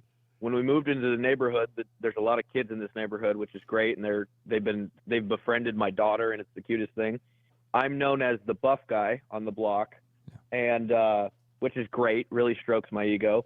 And if you Google Earth our house, I'm in the middle of a workout when the Google Earth came by. The still shot is me handstand walking in my garage. So that just sort of explains what kind of life I live. You and are a who I am. psychopath. Psychopath. Jesus. I'll send you guys the screenshot. That's great. That's I funny. I know that his neighbors, the whole spectrum of thoughts are there. There's the so like I think of Ray Q. You know, his wife loves it when we have Stepsis on, and Ray's like, "Will you get this good-looking guy off the damn?" And I guarantee you, there's a neighbor out there that's like, "Did you see Kluver mowing the damn yard with his shirt off again? I'm telling you, he's just doing that." Hey, and Tyler, before we let you go, and Ross played it off really well. Because he just smiled and shook his head, but when you dropped a Game of Thrones reference, he had no idea what you're talking about. No clue what you're talking about. He had no idea what you're Was talking that about. what was that a Game of Thrones? Yeah, Game of Thrones is. We're gonna have to fix that, man. That's all time. All right, buddy. To make it worse for my neighbors. Yeah, go ahead.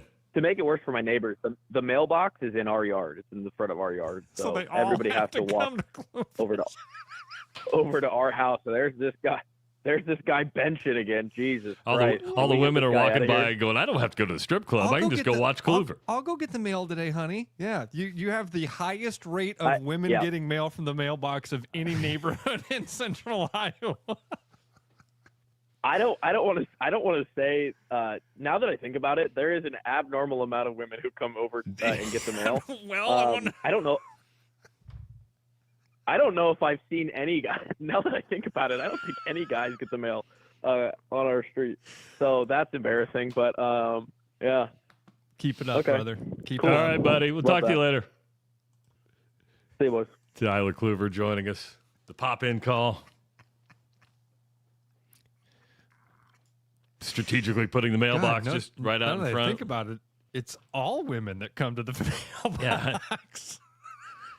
His wife's going to be listening right now going, okay, you need to shut the garage. No, we need airflow. No, you shut the garage door if you're going to do handstands and bench presses and all sorts of good stuff. Eli had a Little League game one time, or a U-Trip, whatever it was, and the base umpire was, in fact, I remember the young man's name, Xavier James. He played football at UNI.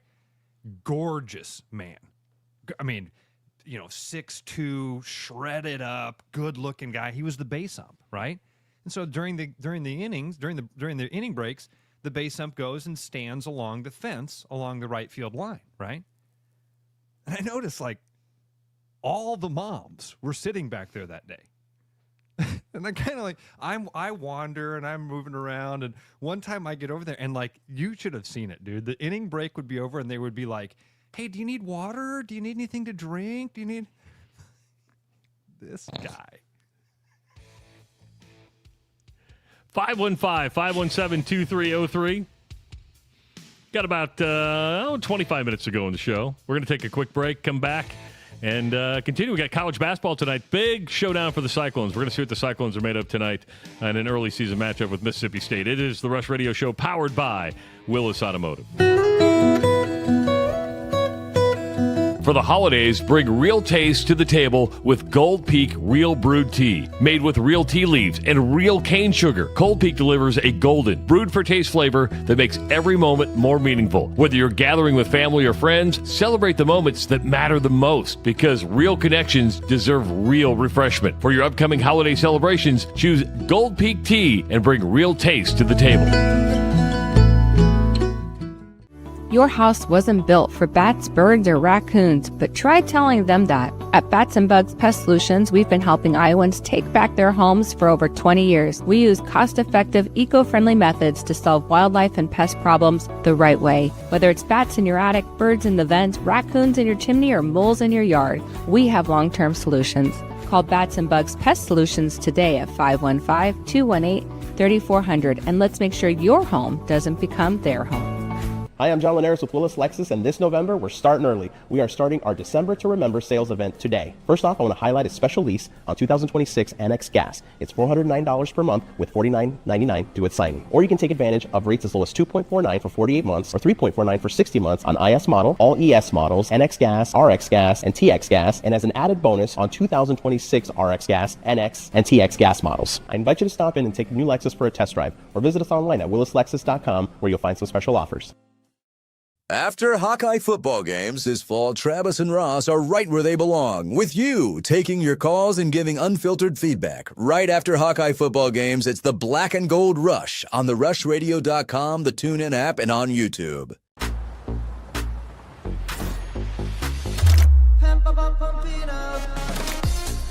A fuel choice that even rivals can agree on? Now that's worth the hype. Pump it up with Unleaded 88. Hey, it's Noel from Fiscus Jewelers. This holiday season, give the gift of sparkle that lasts a lifetime. From our latest designs to timeless favorites, there's something for everyone on your list. Already have a Fiscus diamond? Bring it in and trade up with our 100% trade-up program. It's the perfect way to shine a little brighter this year. And if you're dreaming up something custom, get your design started by December 1st for Christmas delivery. Let's make this season magical together. Fiscus Jewelers, your jeweler for life.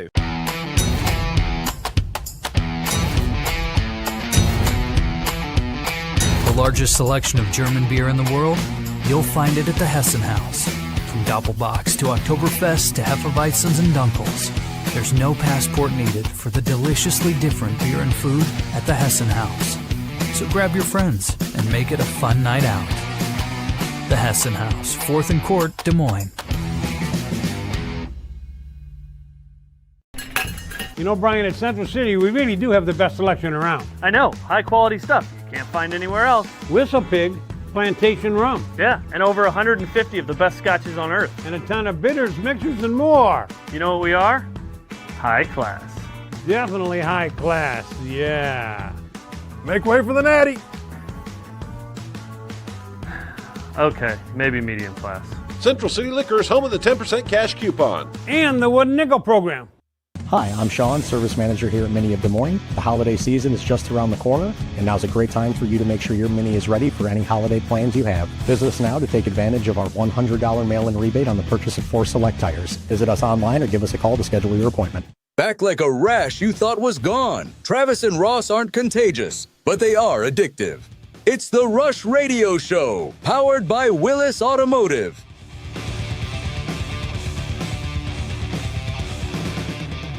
Don't forget to give the gift that keeps on giving.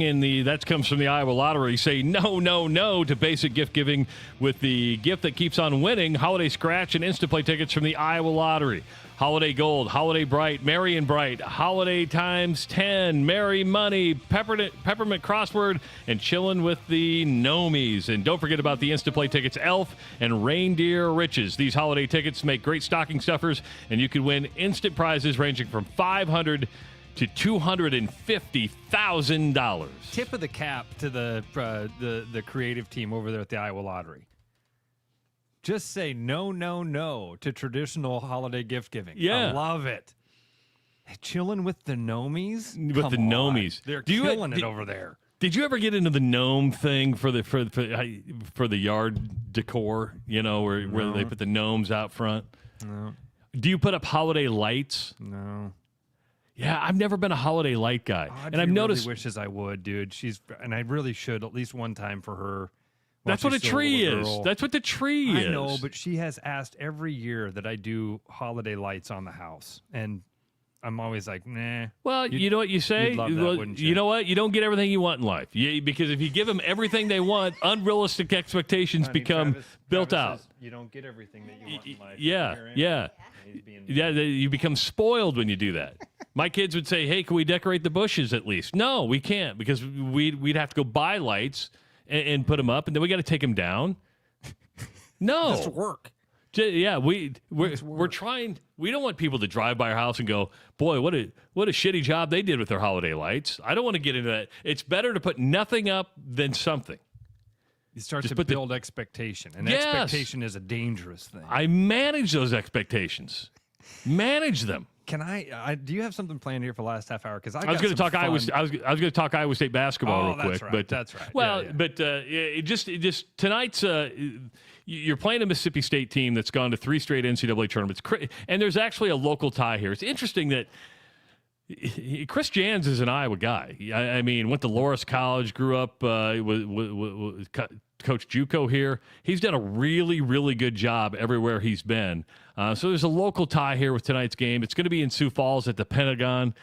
Sioux Falls gets a lot of games. It's funny that they're able to bring these teams to Sioux Falls, but this is going to be a test for the Cyclones tonight. An NCAA tournament team for the last 3 years in Mississippi State. That local tie. There will be some emotion tied here, but if we're looking to gauge where the Cyclones are, listen, it's a long season. I know it's early, but tonight's going to be one of those gauge games where we go, okay, this is where they stand, and find out how good you are right now. Yeah, that's what it means. Yeah. Okay. Yeah. Speaking of local ties. It's interesting when somebody disappears, you just kind of forget about them.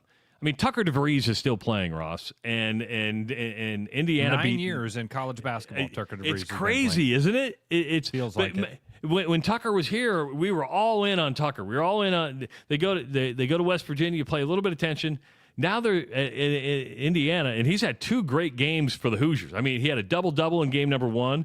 He had 24 of his 27 points in the first half against Marquette.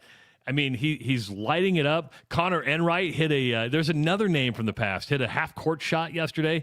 But it's just like, you got to go dig for it now. It's like the interest level in the DeVries. Out of sight, out of mind. And, dude, there's no better singular example than Harrison Barnes. There's no better singular. Like, you want to know what happens when you leave this state and you leave us behind? Go. It's okay. You can go and greener pastures and all that other stuff. Go ahead. We have no connection to you now. There's no well, that's the wrong word. Yeah, is there a connection to? I think there's a connection to the DeVries family. You don't think there's any connection to the DeVries family? No, they're gone, dude. Wow, they're gone. I'm telling you, I honestly, it's gone. And when I see them, there is that kind of ex-girlfriend thing that happens where you go, oh, yeah, I remember when I really liked Darren, and I remember when I really liked Tucker, and I remember when I really liked Enright. Okay, and now let's see. I got this new Hawkeye team that I got to focus on. Look at Harrison Barnes. Harrison Barnes was one of the best players in the NBA for a period of time. The guy won national titles. The guy who had signed huge contracts. He's North Carolina. He's not Ames. Even Doug McDermott is like this. Jordan says Harrison does a ton for it, and we're not talking about. Don't deny that, Jordan. I don't deny that. By the way, I love Harrison Barnes. I think he's an amazing young man, amazing person. I can't call him a young man anymore just because he's younger than me. He's been incredible. That's not what we're talking about here. We're talking about the connection that you have.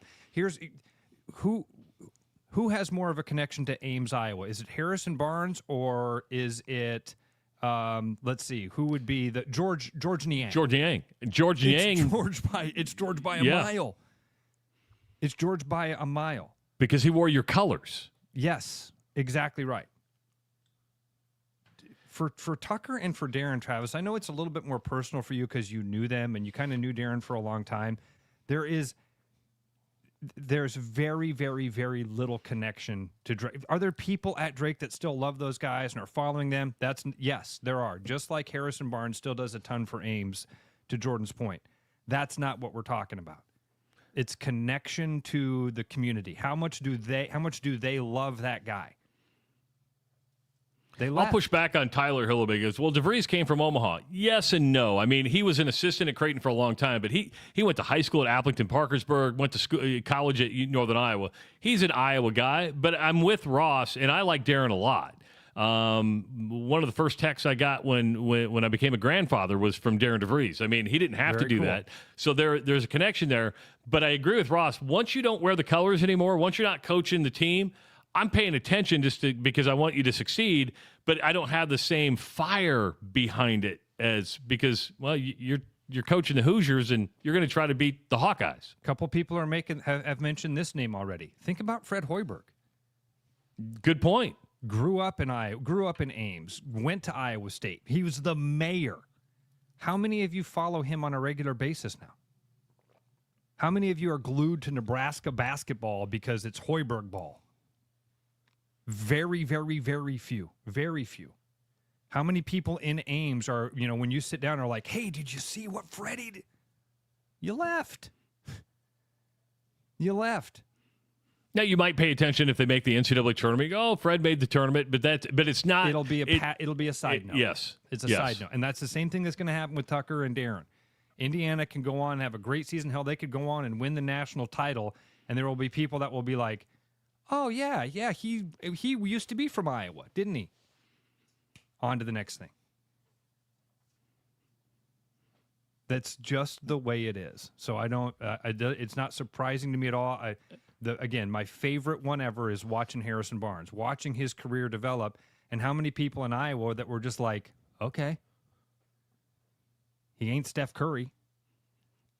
Yeah, I know. This kid's from Ames. Okay. So he grew up around us. What does that matter? And it would be the same way if Matt Campbell ever leaves Iowa State. I'm just throwing that out there. Once he goes to a different team, dude. And it's like, let's use Aaron Rodgers, and he's playing for the Steelers. Sure, dude. Packer fans love him, but he's moved on. And if you don't mentally move on, then you're clutching to something that's never going to happen again. Packer fans do not love Aaron Rodgers. They don't. Well, some do. I mean, he'll get a standing ovation when he'll get booed a lot too, dude. He'll get booed. Packer fans don't even necessarily, as universally as a whole, love Brett Favre. I'm just telling. I mean, that it's a fact, and it can be unfair. It's an interesting dynamic, but it's a dynamic that exists. When you leave, it's out of sight, out of mind. George Niang and Tyrese Halliburton spent a fraction of the time in Ames that Fred Hoiberg and Harrison Barnes did. Hell, they both grew up in the town. They both spent 17 years in the community. Which two of those names means more to Iowa State basketball fans right now? Tyrese Halliburton and George Niang. Why? Because they wore the uniform and they helped us win games. And they keep coming back. And they stuck around. Yeah. Right. There was no greener pasture. So it doesn't surprise me a bit. And doesn't mean I'm rooting against Tucker and Darren in Indiana. Doesn't mean that. I'll root against them when they play the Hawkeyes. So, yeah, I've got some fun stuff to talk about. I got some fun stuff and some weird stuff to talk about, dude. Are we talking flying comets this morning? No, we can if you want. No. Did you see this story about the Guardians having two pitchers that are going to be charged with fraud and conspiracy? So we're talking a betting scheme here, right? This is a lot like the NBA thing that happened last week with Rozier and Billups. Because what we're talking about here are guys not necessarily fixing games, but fixing props, which this might be the way of the future. Really, this might be the way of this might be the most common thing that happens. Rather than fixing the outcomes of games, fixing props. Here's what happened. Guardians pitchers Emmanuel Clase and Luis Ortiz were charged with fraud, conspiracy, and bribery stemming from an alleged scheme to rig individual pitches that had gamblers winning hundreds of thousands of dollars. Now, this is all from ESPN.com. Prosecutors at the Eastern District, New York, and Brooklyn have basically leveled these charges, very similar to what happened with Terry Rozier last week, with where Clase arranged with a bettor as early as May of 2023 to throw specific pitches for balls so the gambler could place prop bets and profit. Ortiz joined the scheme in June of 2025. So Clase had been doing this back in 2023. Ortiz found out about it, gets involved with this summer, and prosecutors said between the two, gamblers won at least $450,000 wagering on their pitches, while Clase and Ortiz were given kickbacks for their participation. So is this like, I didn't know you could bet a prop on, and somebody said it's first pitch balls. Can you bet every pitch on a live? Yes, and this was something that was talked about when gambling became legal. It was like, hey, you're going to be able to sit in the stands and gamble on each pitch. Prop bet fixing. Not fixing the game, not fixing the outcome, fixing individual incidents. So anyway, that one was the bad and the ugly of what I've got for you. That one may be the ugly. Here's the bad. The Oakland A's about 2 years ago decided we're going to shut off comments on social media. They were getting bombarded with sell the team, this sucks. After 655 days, the A's turned their social media comments back on, and I have a feeling they'll be turning them off again soon because they turned comments on and it instantly turned into, you're an embarrassment, sell the team. What have you done? How do you? Is there a notification that comes out and says, "Hey, Oakland A's now accepting comments"? I don't know. Or did about somebody that. just or did somebody realize just hit it? And we're like, oh, they're back on. Here we go. All right, now you ready for the fun? Trust me, there's been many times I want to turn comments off, but we've always said Never comments. thought that. Yeah, I've never thought that. All right, this is the best one of the weekend. You ready? Okay. This is from Pittsburgh, Pennsylvania, from WKBN.com. WKBN.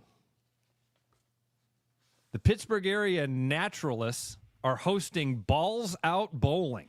And by the way, just so you know, you've missed it. It happened yesterday, okay?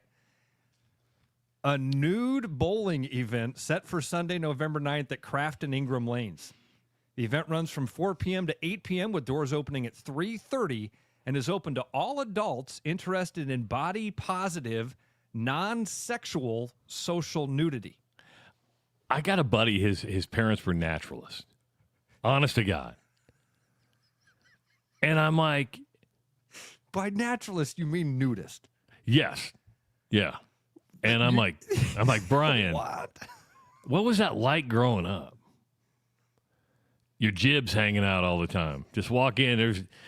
Could you bowl naked in front of people? Either could I.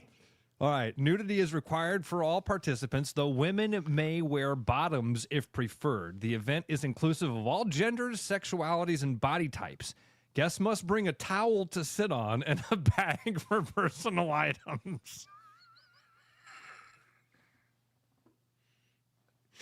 Admission is $30 per person, whether bowling or not, so you could go and just be a spectator. I'm going to watch. If you're sitting in the back just watching, you're kind of worried about that guy. But you got to be naked, right? You got to be naked. If you're going to this event, period. Yeah, naked bowling is different than a nude beach. I can create the difference between the two. You want to be in the beach naked? So what? Going to a bowling alley? I'm going to draw the line. I'm going to draw the line at bowling alley.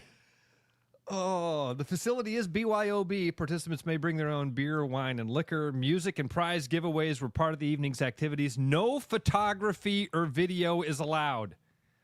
Organizers emphasize that this is a non-sexual event, so keep your jibs in your giblets apart, okay? Harassment or violation of consent policies will result in removal. What if you get a boner? Serious. I mean, Balls Out Bowling is what it's called.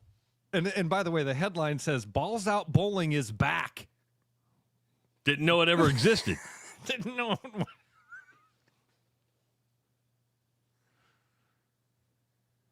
Bring your towel. Bring your towels. Because we don't want. Oh. There you go. I thought that would brighten your day a little bit. Different strokes for different folks, but you know. In this case, different strikes for different. Wait, never mind. There's only one word that rhymes with strikes, and it's open to everybody. Approaches the lane. Oh my God, he tripped over his donger.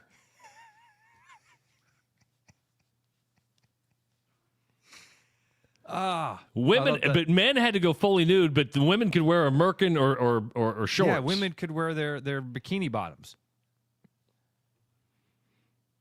That's not fair. You either go all in or you don't. And by the way, again, this event happened in Pittsburgh yesterday on the Lord's Day, too. Unbelievable. Something tells me those people aren't going to church. Going to the church of jibs. Wouldn't that be great? Hey, guys, what do you got planned for after service today? Well, let me tell you. Are you a bowler? We're back tomorrow at 6 a.m. Ross will find another giblet story. Oh, there's lots of them. Yeah. If that doesn't put you in a good mood for a Monday, I don't know what will. Thanks for listening. Thanks for watching. It is the Rush Radio Show powered by Willis Automotive. I'm loving these wooden nickels, Brian. Yeah, I suppose everyone is catching on. Just spend $20 to get a wooden nickel. It's 25. Collect 10 and add up the savings on your next purchase. Some of these are worth $5. That could be huge. I know, right? That's why you have to spend $20. It's 25. Collect 10. It's like money back to you. Spend 20, you get another wooden nickel. It's 25. Collect 10 and add up the savings. It's huge. Central City Liquors, home of the 10% cash coupon. And the wooden nickel program. It's huge. Hey everybody, Mason Miller, sales manager out here at Mini of Des Moines, and Motortober is in full effect this month. This November, rally on and own the road in an all-new 2026 Mini Countryman. Lease it as low as $379 a month with $4,400 down, or take advantage of the low rates as low as 1.9% for 48 months on select models. For more information, stop by our showroom, say hi to your favorite Mini motoring advisor, or visit us online at miniofdesmoines.com.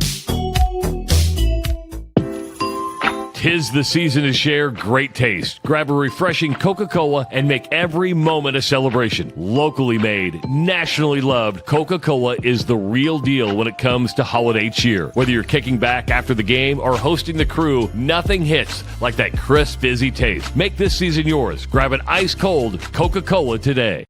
After Hawkeye football games this fall, Travis and Ross are right where they belong, with you taking your calls and giving unfiltered feedback. Right after Hawkeye football games, it's the Black and Gold Rush on the rushradio.com, the TuneIn app, and on YouTube. Missing a quality home-cooked meal? You know, the kind Mom used to make? Lucky for you, we found her recipe book. Welcome to the High Life. Welcome to the Champagne of Bars. Every business has priorities, and Priority One Heating and Cooling is no different. As a service provider, we prioritize quality air conditioners and furnaces that will keep your home at your comfort level year-round. As a small business, we prioritize doing things the right way and treating people fairly. As a truly local business, we prioritize our community. As a veteran-owned business, we prioritize duty and commitment. For big business service with local value, trust your home to the place where you are always Priority One. Back to the Rush. Strong opinions, weak filters, and just enough sense to stay on the air. It's the Rush Radio Show, powered by Willis Automotive.